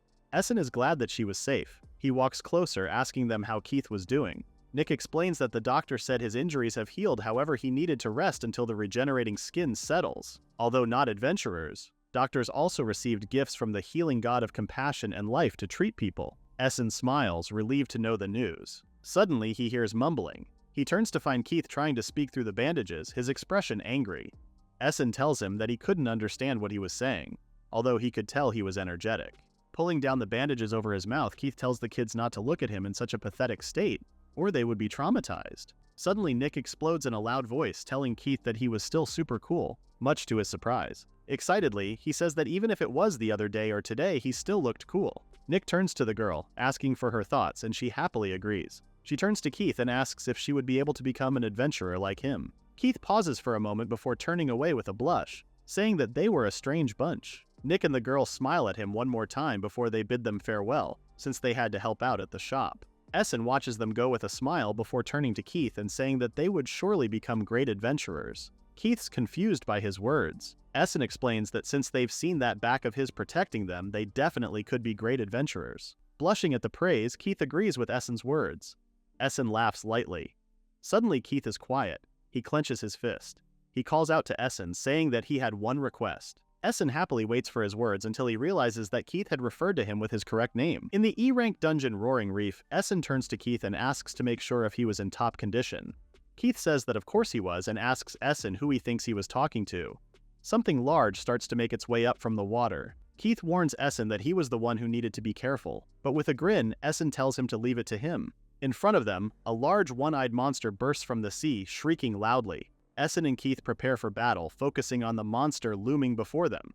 They had found themselves there after their conversation back in the clinic. Keith asks Essen to fulfill his request. Essen asks if he really meant to ask from him, which Keith reluctantly confirms. Essen lightly teases Keith for asking help from the eternal last place he's been mocking all this time, successfully annoying Keith. Essen tells Keith that he was just kidding before asking what the request was. Keith pauses before hesitantly thanking Essen for agreeing. For the request, Keith asks Essen for help in defeating a monster.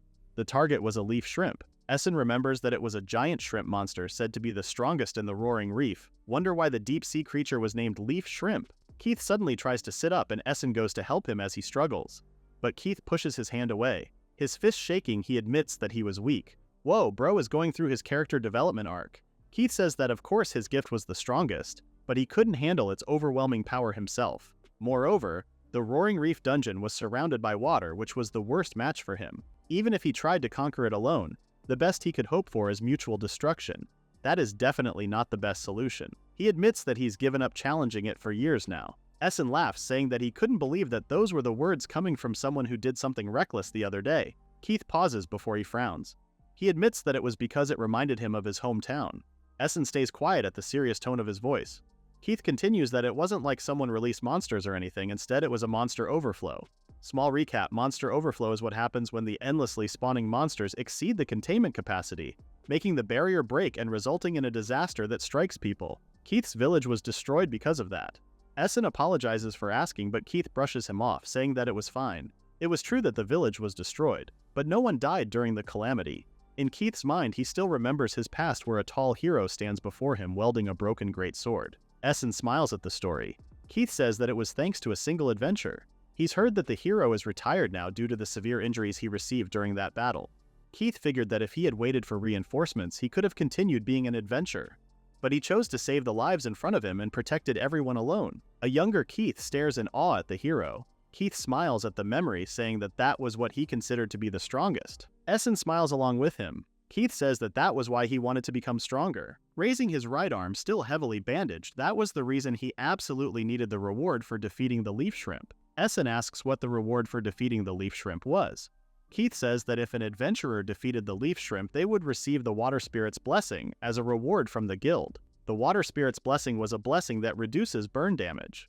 Essen says that that was the perfect blessing for him. Keith grins at his excitement. Immediately, Essen takes the chance to tease him about his expression, making Keith embarrassed. You know a true friend would take the opportunity to make fun of you. Changing the subject, Essen asks why he was asking him for help. Keith admits that he senses the same conviction in him that he had, and that was all there was to it. Soon, their battle in the roaring reef begins. The leaf shrimp barrels through the water, aiming for Essen. But Essen dodges in time, making the shrimp crash into a pile of rocks. Essen ducks as the debris from the rocks explode all over. Essen ran, glancing behind him at the leaf shrimp pursuing him. The shrimp was huge, but it was still fast. He adds that he and Keith were at a disadvantage with their footing on shallow water. From behind him, Keith yells for him not to dawdle, making sure to call him the eternal last placer, of course. Keith warns Essen that if he messes up, they have no chance of winning. Essen stops running right in front of the chirping shrimp, saying that he was glad to see Keith in good spirits. Suddenly, the shrimp raises its tail. It summons great waves all around them, but Keith and Essen hide behind large rocks for protection in time. Essen peeks behind him when the waves settle. His role was to be the decoy. Leaping out of his hiding place with his rabbit legs, he summons his large claws. He swipes at the shrimp in a frenzy, trying to cut at its shell. The shrimp cries out at the cuts on its shell. It was frustrating, but Essen couldn't match Keith's instantaneous firepower.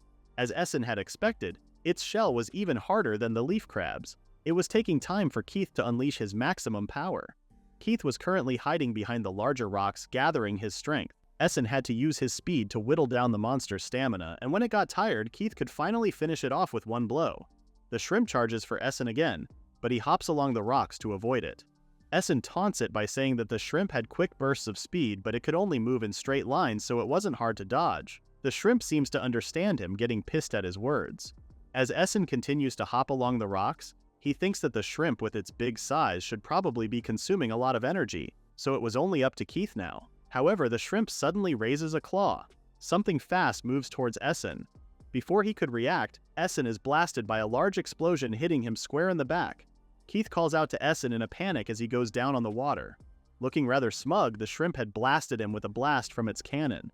Keith tries to look for Essen from his place behind the rocks as he continues to try and power up his arm. The attack that Essen just got hit with was the leaf shrimp's ultimate weapon, the air cannon. Suddenly, the leaf shrimp looks to Keith's direction and spots him. The shrimp fires another air cannon at Keith. Keith throws his cloak back, forced to use his gift. He summons a wall of flame at the air cannon, meeting it halfway. The leaf shrimp was surprised by his attack. With steam covering them, Keith goes to pick up Essen. He worriedly asks Essen if he was alright. Bro got hit with an air cannon at point-blank range. I doubt he's doing completely fine. Essen remains knocked out for a second before he snaps back awake. He apologizes for letting his guard down. Keith warns him to not underestimate the enemy just because he was in the party with him. Keith lowers Essen back into the waters and they resume running.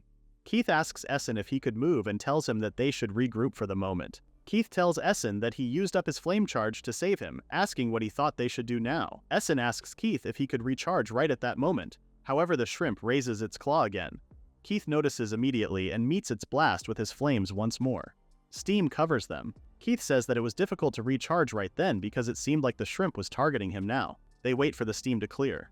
When they see the shrimp again, its two claws were raised. Oh, that can't be good. Staring them down, the shrimp powers up its air cannons. Keith and Essen start to sweat nervously as they realize that since the shrimp had two claws, and there were two of them, then it could target the both of them at the same time. They make a break for it as multiple air cannon shots are thrown their way. One of the air cannon shots hits Essen's arm and he swears. Turning around to face the air cannons, Essen uses his gift to try and deflect one of them. Keith says that they couldn't regroup at their current situation as he struggles to hold back some of the shots. Seeing him struggle, Keith turns around as well and warns Essen. He summons his gift again, flames enveloping his arms. He aims his shot at the water, a burst of steam enveloping them all. The shrimp stops pursuing them, chirping in discontent as the steam makes Essen and Keith disappear. The shrimp squints, trying to find them. Meanwhile, Keith and Essen remain hidden. Essen comments that the attacks have stopped. He's surprised that Keith's gift could also be able to do that, bro. It's just water and fire, it's not rocket science. Keith says that it was just a distraction that will clear up soon. He says that at the rate they were going, they were at a disadvantage. He adds that there was no point in hiding the way they were each time. When they eventually run out of burn medicine, it was over for them. If that happened, they would have no choice but to try again another day. Essen says that he'd like to avoid rocking up more lodging expenses. Observing Essen for a moment as he controlled his gift, Keith then asks if his gift could transform him into any monster. Essen tells him that he could just gain skills from parts of the monsters he's eaten. Keith says that his gift of devouring and stealing made him question if one of these days Essen would really turn into a monster. Which is quite the valid observation, I'm not gonna lie. Essen looks horrified and asks him not to say scary things like that. With a small smile, Keith tells him not to worry because if that happened, he would make sure to take care of him properly.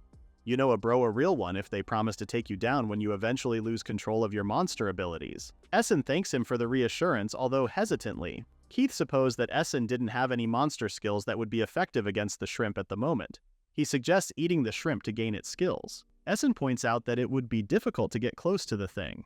Keith pushes that this time he would be the one to lure it in, and that its antennae should be defenseless. Essen tries to argue that the antennas might get stuck in his throat, but Keith looms over him asking who would be responsible for their plan falling apart. Rather afraid, Essen hesitantly agrees. Essen says that there was no guarantee that he would gain a skill that could turn the situation around. Keith says that he was aware, but it was still better if they had more weapons to use. Summoning their abilities once more, they get ready to go back into the fight. The shrimp watches the steam continue to take most of the field. Suddenly, sensing danger, it moves its head to the side as a ball of fire is thrown its way. It looks behind to find Keith. Keith clicks his tongue as the steam around him disperses. Annoyed that his attack missed, he raises his arm into the air, summoning more fire. His situation was something he didn't want, but this time he would be the decoy. He shoots another wall of flame at the shrimp from a distance. But the shrimp stayed standing after the attack. As Keith had expected, his power decreases at long range. The shrimp shrieks as it gets ready to attack once more. Keith prepares himself. Their hits collide in the middle, leaving a devastating explosion. The shrimp's air cannon starts to merge with the flames before fading away. Keith is forced back. Their attacks were starting to cancel out, but not quite as well. They were starting to synergize. Unbeknownst to the shrimp, a figure was steadily getting closer from above. Essen falls from the sky, and as he passes the shrimp's head, he bites down on one of its antennae.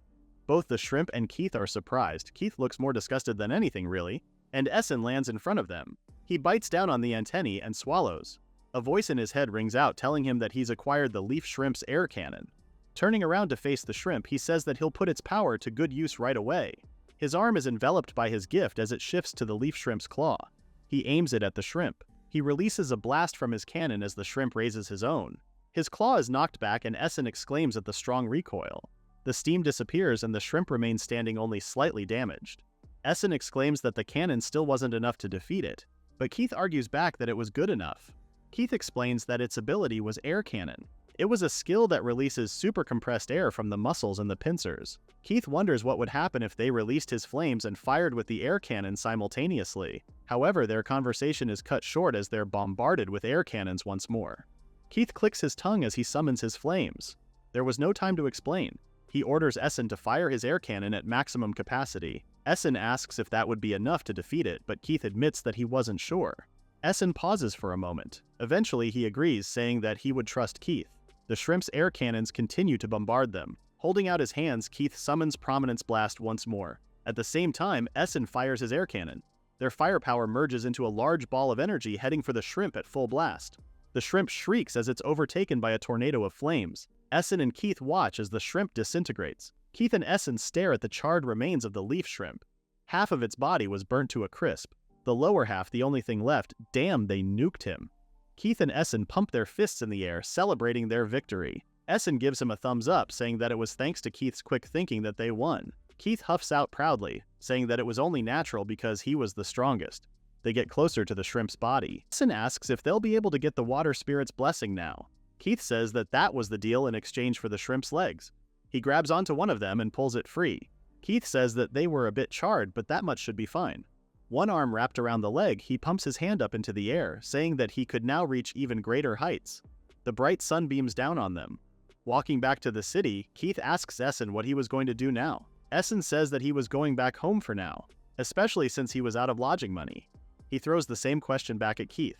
Keith says that he plans to stay a bit longer, especially when he promised to train some disciples too. Nick comes to mind immediately. Essen says that it was goodbye then and that he hopes that they were both advanced adventures the next time they meet. Keith grins, saying that that was the plan. He says that Essen was a big help and he wants to thank him. With a smile, Keith thanks him full-heartedly.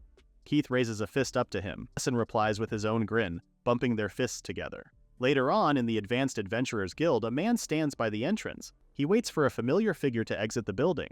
As Polaris passes by the entrance, the man calls out to her. Polaris's gaze turns icy. The man grins, complimenting that she looked as beautiful as always. Polaris sighs in exasperation, asking if he was lying in wait for her again. She comments that he must have a lot of free time. A lot of time annoying people, is what I think. The man was Advanced Adventurer rank 73, Wellness. Wellness winks at her, saying that it was just a coincidence. With a frown, Polaris says that coincidence or not, she had told him to stop following her around. She wasn't going to join their party. Polaris says that he would just be a burden to her. Wellness laughs, saying that she was as harsh as ever. Polaris tries to walk away, but Wellness follows her. He says that his gift wasn't specialized for combat, so it would probably not suit her personality, but their ability should be a perfect match. Makes me wonder what it is if this guy is so confident in it. Polaris tries to pointedly ignore him. Suddenly, Wellness says that that wasn't why he came to talk with her that day. Turning to him, annoyed, Polaris asks what he wanted. With a sneer, he tells her that he was surprised the other day. One moment, Polaris was looking at the ranking board, then suddenly she ran off. And of all the places, she went to the lower district. Polaris glares at him, asking if he followed her. Wellness laughs, saying that it wasn't right for someone as noble as her to go to such a filthy place. Polaris says that that was none of his business, and he should stop saying such nonsense and get out of her way. With a dark look in his eyes, Wellness asks if that was what she really thought so. Looking thoughtfully, Wellness pretends to struggle remembering Essen's name. Oh, he's playing that card now. Polaris freezes. Wellness smirks, saying that he's never seen Polaris make that kind of face before. She glares at him. Sliding up beside her, Wellness tells her not to worry since he wasn't planning to do anything to Essen right now. However, he says that for noble people like her and him, a certain level of dignity was expected. He takes her chin in his hands. This guy is sleazy in every sense of the word, I see, and says that getting too friendly with trash-like lower-ranking adventurers might affect the reputation of all advanced adventures. Wellness drags a thumb over Polaris's lips. Ew, saying that depending on her future actions, something might happen to Essen. However, he laughs and suddenly lets go of her. With a sneer, he says to leave such vulgar talk at that. Polaris stumbles forward as Wellness leaves. Waving a hand in goodbye, he tells her to think carefully about it, adding that he would always welcome her. Left behind, Polaris glares icily as he walks away. back at the lower rank Adventurers Guild. On the adventure rank board, Essen's name was now on rank 65,000. He curls his fists, pumped up with his new accomplishment. Last time he checked, he was around 85,000. The expedition really boosted his ranking. However, he laughs awkwardly. It was hard to be happy about it considering the overflow incident. A figure behind him notices his presence. The girl at the front desk grins at the sight of him. Calling out to him, Essen waves at Aruru. He walks closer and says that it's been a while. Aruru welcomes him back. She raises a stack of papers and says that she was able to read the Travel God Church's report. She comments that it must have been tough for him. Rubbing the back of his neck, Essen says that it was manageable and he just happened to be there, adding that he didn't really do much. Aruru points to a photo on the paper saying that what Essen said wasn't true. His report on defeating a big monster was in there. Essen comments that Aruru really read the paper thoroughly. Aruru says that it was her job, especially when Essen was the one who gets involved. Essen awkwardly said that he was grateful and that he didn't think he'd get so much attention. Realizing her words, Aruru's face bursts into red. She frantically waves her hands around, stuttering that she wasn't specifically following Essen around or anything. Excited, Essen says that he understood. He was still a lower-ranking adventurer, so Aruru was just looking out for him. The level of support for one of thousands of adventurers made him appreciate how first-class she was. Aruru puffs out her cheeks at the misunderstanding. Yeah, I'd be pissed too, not gonna lie. Trying to save face, she says that he was right and that a lower-ranked guild staff member like her didn't have the luxury to cheer for specific people. Essen nervously asks if she was angry or something as Aruru hides her face behind the stack of papers. Behind it, her face is indeed angry, but she denies it. She's so real for that, OMG. There's a pause between them both as Essen stays confused and Aruru continues to hide behind the papers. Finally, she says that she was glad he was safe. Essen smiles at her. Eventually, she stops hiding her face and she smiles up at him, telling him to keep up the good work and stay focused from then on. In addition to the incident, there were rumors about strange tools circulating in the lower district lately. Essen says that the area really does have poor public safety, so Aruru should be careful too. Aruru thanks him for his concern. Changing the subject, she rustles around below the counter. She takes out a large notebook from beneath. It was a notebook of recommended dungeon summaries. Aruru says that she thought it might suit his current skill level and she's gathered some dungeons she'd like to recommend right away. It was something she made herself. Oh, girly did her homework, that's awesome. Essen excitedly thanks her. She flips through the pages of the notebook. This time she recommended the Phoenix Fern Valley. It was a place with extreme terrain carved by multiple rivers. It was considered the most difficult among E-rank dungeons. Arriving in the dungeon, Essen looks up at the towering spires reaching above. He squints through the sunlight, seeing a bird-like monster flying high above. He mutters to himself. It really was the most difficult dungeon, seeing that the terrain would certainly limit adventurers that could clear it. But the terrain mixed with Essen's current gifts gave him an edge. He summons his rabbit legs and his air cannon claws. He quickly hops over the spires. When he reaches high enough, he's within distance of the bird-like monster.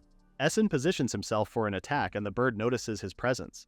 It can only let out a squeak as it's shot with Essen's air cannon. Immobilized, Essen jumps over the bird. While still in midair, he takes a bite out of it.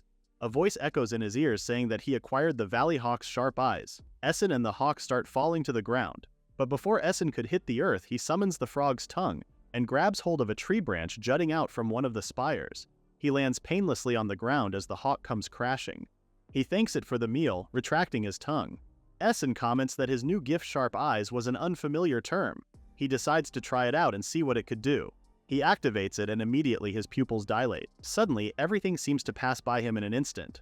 He exclaims that everything was amazing. He felt like his vision had expanded, and his dynamic visual acuity was incredible. He could even see the smallest mouse scurrying on the floor. Suddenly, he looks up to find another bird-like monster soaring in the skies. In the bird-like monster's claws was a human squealing that they were going to be eaten. Breathing heavily and a blush dusting her cheeks, the girl repeats that she was going to be deliciously eaten. That's definitely one way to describe being eaten, Essen exclaims at the sight of her, thinking she was going to be attacked. Using his new gift, Essen is able to see the girl squeal as she gets lifted up by the bird-like monster. Essen starts to panic as he realizes it was a valley falcon carrying the girl. He needed to help quickly. However, just as he moves, a sudden wave of dizziness hits him. He grabs onto his head, confused at the weird feeling.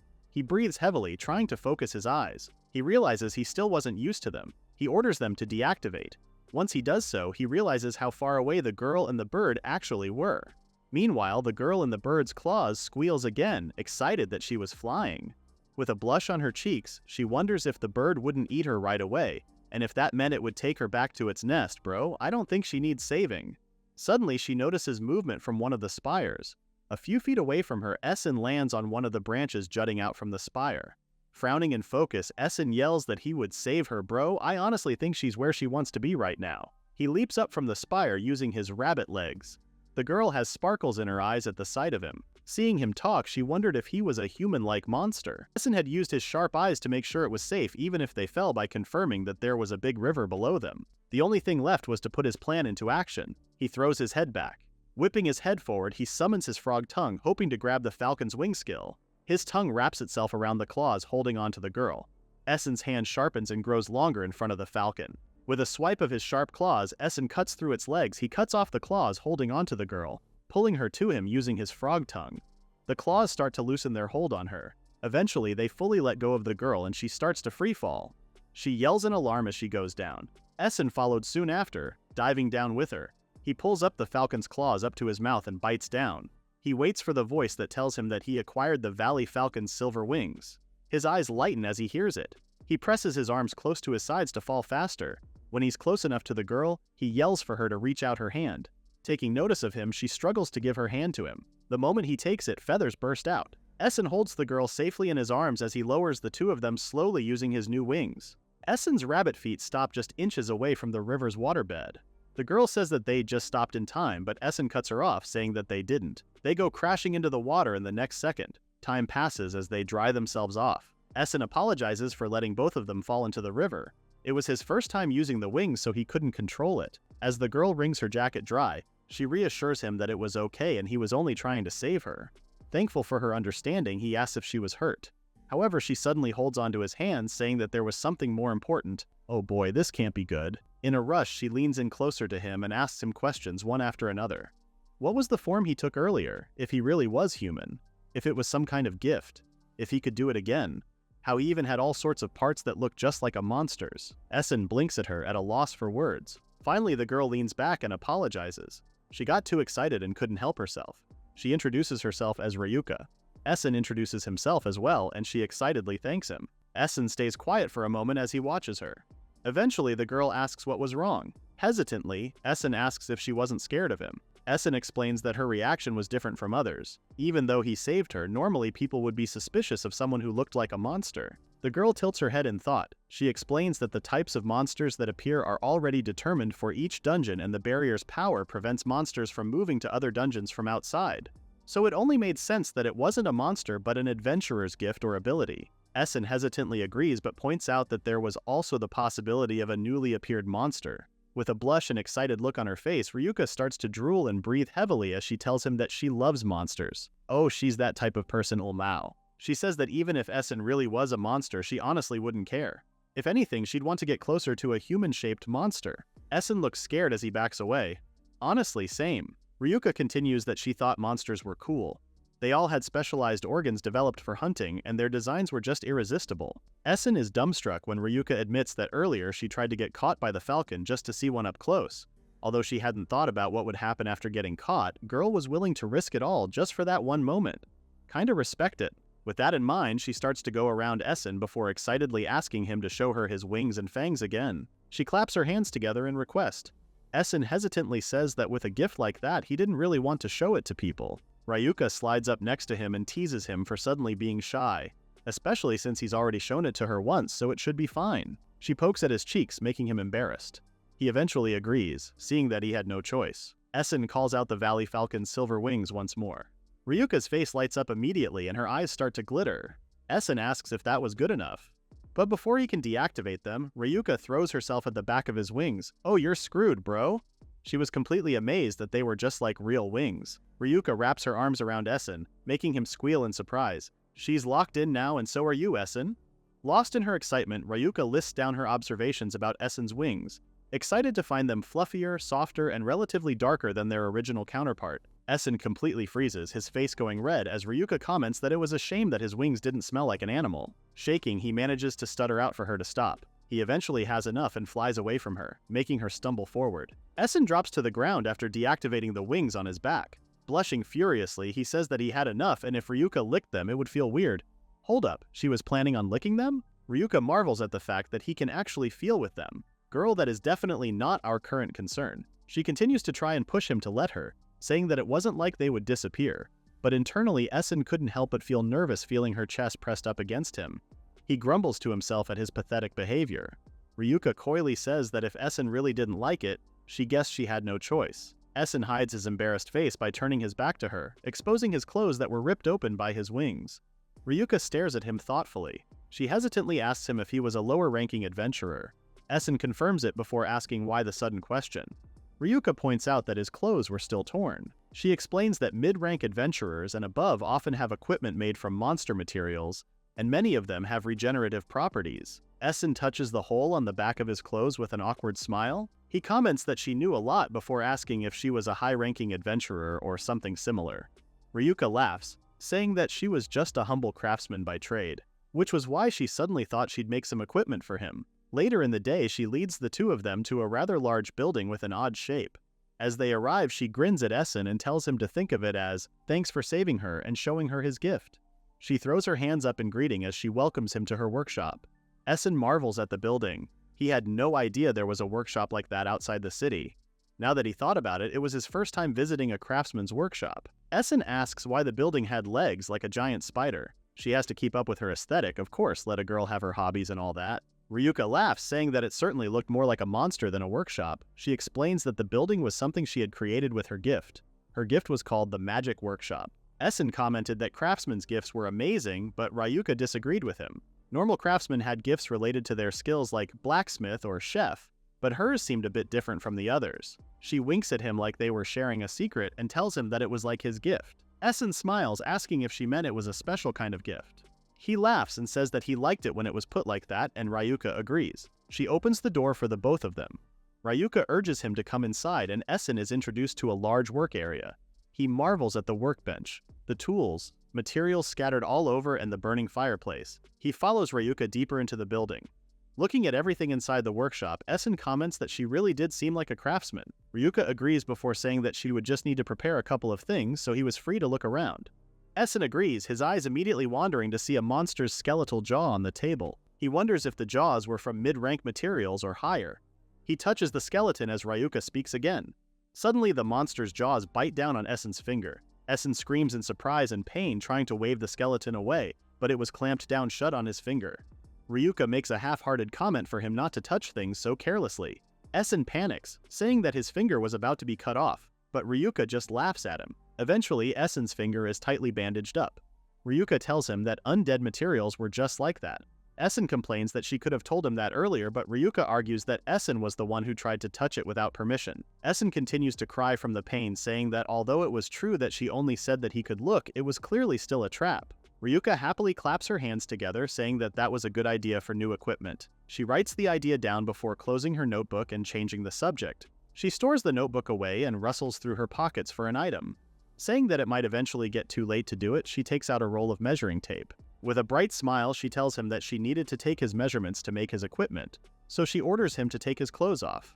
Oh, this can't be good either. Essen pauses at her words. Before he can say anything, Ryuka rips his jacket and shirt off, saying that if he didn't hurry it would get dark soon. Essen screams in horror, but Ryuka pushes on, reminding him not to forget his normal and monster states. Essen yells for her not to just start undressing him. Ryuka asks if he was embarrassed, and Essen tries to defend himself, saying that he just needed time to mentally prepare. Ryuka brushes his words away, saying that it was fine because she was used to seeing naked men. From outside the workshop, quiet footsteps near the door. Don't tell me things are about to get worse. A fist is raised to knock, but the person stops, confused by the noise coming from inside. Just as Ryuka and Essen continue to argue, holding off one another, the person from outside calls out to Ryuka. The door swings open and Essen turns around at the sound of a familiar voice, asking for some sword maintenance. Essen sweats nervously in horror while Ryuka freezes, a smile stuck on her face at her new guest. Polaris stares at Essen in disbelief and disgust. Oh god, it really did get worse. Meanwhile, Essen seems to look more horrified as he confirms who was at the door. Ryuka, on the other hand, welcomes Polaris in. Essen and Polaris ask each other at the same time why the other was there. In the main workplace area, Essen is left alone with Polaris. She stares him down as Essen sits stiffly on a chair. His eyes make their way up to her and their gazes meet. Well, this is horrible awkward. Essen hesitantly starts a conversation, commenting that it's been a while since they last saw each other. Polaris replies in a clipped voice, agreeing with him and turning away with a frown. Essen tries to keep going, saying that he was surprised to run into her in a place like that. Again, Polaris icily agrees with him. Suddenly, a chill starts to overtake Essen as the room seems to get colder. After a moment of silence, Polaris asks if she was interrupting something. Essen is confused. With a dark expression on her face, Polaris says that there was no need for him to play dumb. Looking at Essen's half-naked body, Polaris says that she was able to tell by his appearance alone that it looked like he was having quite the fun time.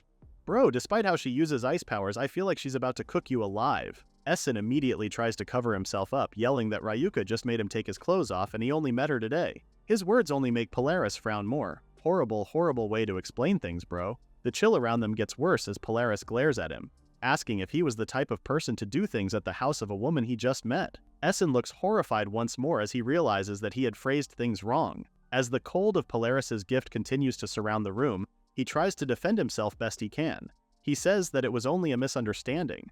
Polaris comments that he seemed pretty relaxed with his adventuring work, but Essen immediately disagrees. In a frenzy, Essen says that it was only necessary for taking his measurements. It was definitely not an inappropriate relationship, and he didn't have the time for fooling around with women. Finally, Polaris breathes out a soft sigh, a smile on her lips. Her expression warmer, she laughs and tells him that she was only joking. Seeing Essen's face after so long, and especially looking very embarrassed, she just felt like teasing him a bit. Essen deflates, complaining that it was definitely a terrifying way to tease him, saying that he even felt like he was freezing. I'm pretty sure she really was trying to freeze your skin off, though. Polaris apologizes. She explains that she's known Ryuka even longer than Essen has, so she knew what kind of person she was. Essen asks if Ryuka was the one who made the equipment Polaris uses. Polaris confirms it. She explains that among advanced adventurers, Ryuka was known as a top-class advanced craftsman. Surprised at the knowledge, Essen stands up and exclaims in disbelief. Polaris says that that was the reason she was more surprised to see him there. At that moment, Ryuka re-enters the room. She apologizes for making Polaris wait. Holding Polaris's rapier in her hands, she informs her that she was done with sword maintenance. Polaris thanks her as she takes her weapon back. Ryuka watches as she tests out the weight and feel of the rapier. She tells Polaris that there wasn't much to fix, but she did make the magic output a bit easier to channel. Polaris compliments her, telling Ryuka she was always such a big help. Ryuka compliments her back that Polaris really took such great care of her things. Polaris wills her sword away before saying that the items Ryuka made were just really high quality. The praise makes Ryuka bashful. Essen smiles as he listens to their conversation. Ryuka was an advanced craftsman acknowledged by the 9th-ranked adventurer Polaris. Essen almost couldn't believe that he had the opportunity to have his own equipment made by someone like that. Suddenly, Ryuka exclaims. She bows low to Essen in apology, saying sorry for ending up putting him off. Essen reassures her, reminding her that she was the one doing things out of the kindness of her heart. Grabbing the measuring tape on the table, Ryuka declares that she would take care of Essen's stuff quickly as well. Polaris stays at the side as she gives room for Ryuka to measure Essen in peace. Eventually, Ryuka writes the last of her needed details in her notebook, but she suddenly brings something up. Ryuka asks if the two knew each other. Essen and Polaris both confirm that they did, Polaris adding that they were from the same hometown. Ryuka asks if they were both solo adventurers before saying that she found their case rather rare. She knew that most of the time, people from the same place would usually form a party and work together. However, Polaris and Essen didn't seem that close. Essen awkwardly says that they started off in the same party, but the difference in their abilities quickly became apparent. Polaris takes a sip of her tea. With an icy glare, she says that Essen decided to dissolve that party on his own. Looks like someone didn't take that decision too nicely. Essen waves his arms around in a panic, apologizing to her. He tells her that he was aware that he was holding her back. Ryuka laughs, saying that Polaris's growth rate truly was extraordinary. She suddenly appeared and quickly became an advanced adventurer. Then in just a year, she had reached 9th in the rankings. There were plenty of people who couldn't even break through the 10,000th rank in their whole lifetime. But Essen had chosen not to be carried. Shugging his vest on, Essen says that it was a matter of pride. With a determined smile, he asks what was the point of a number that didn't reflect his true ability.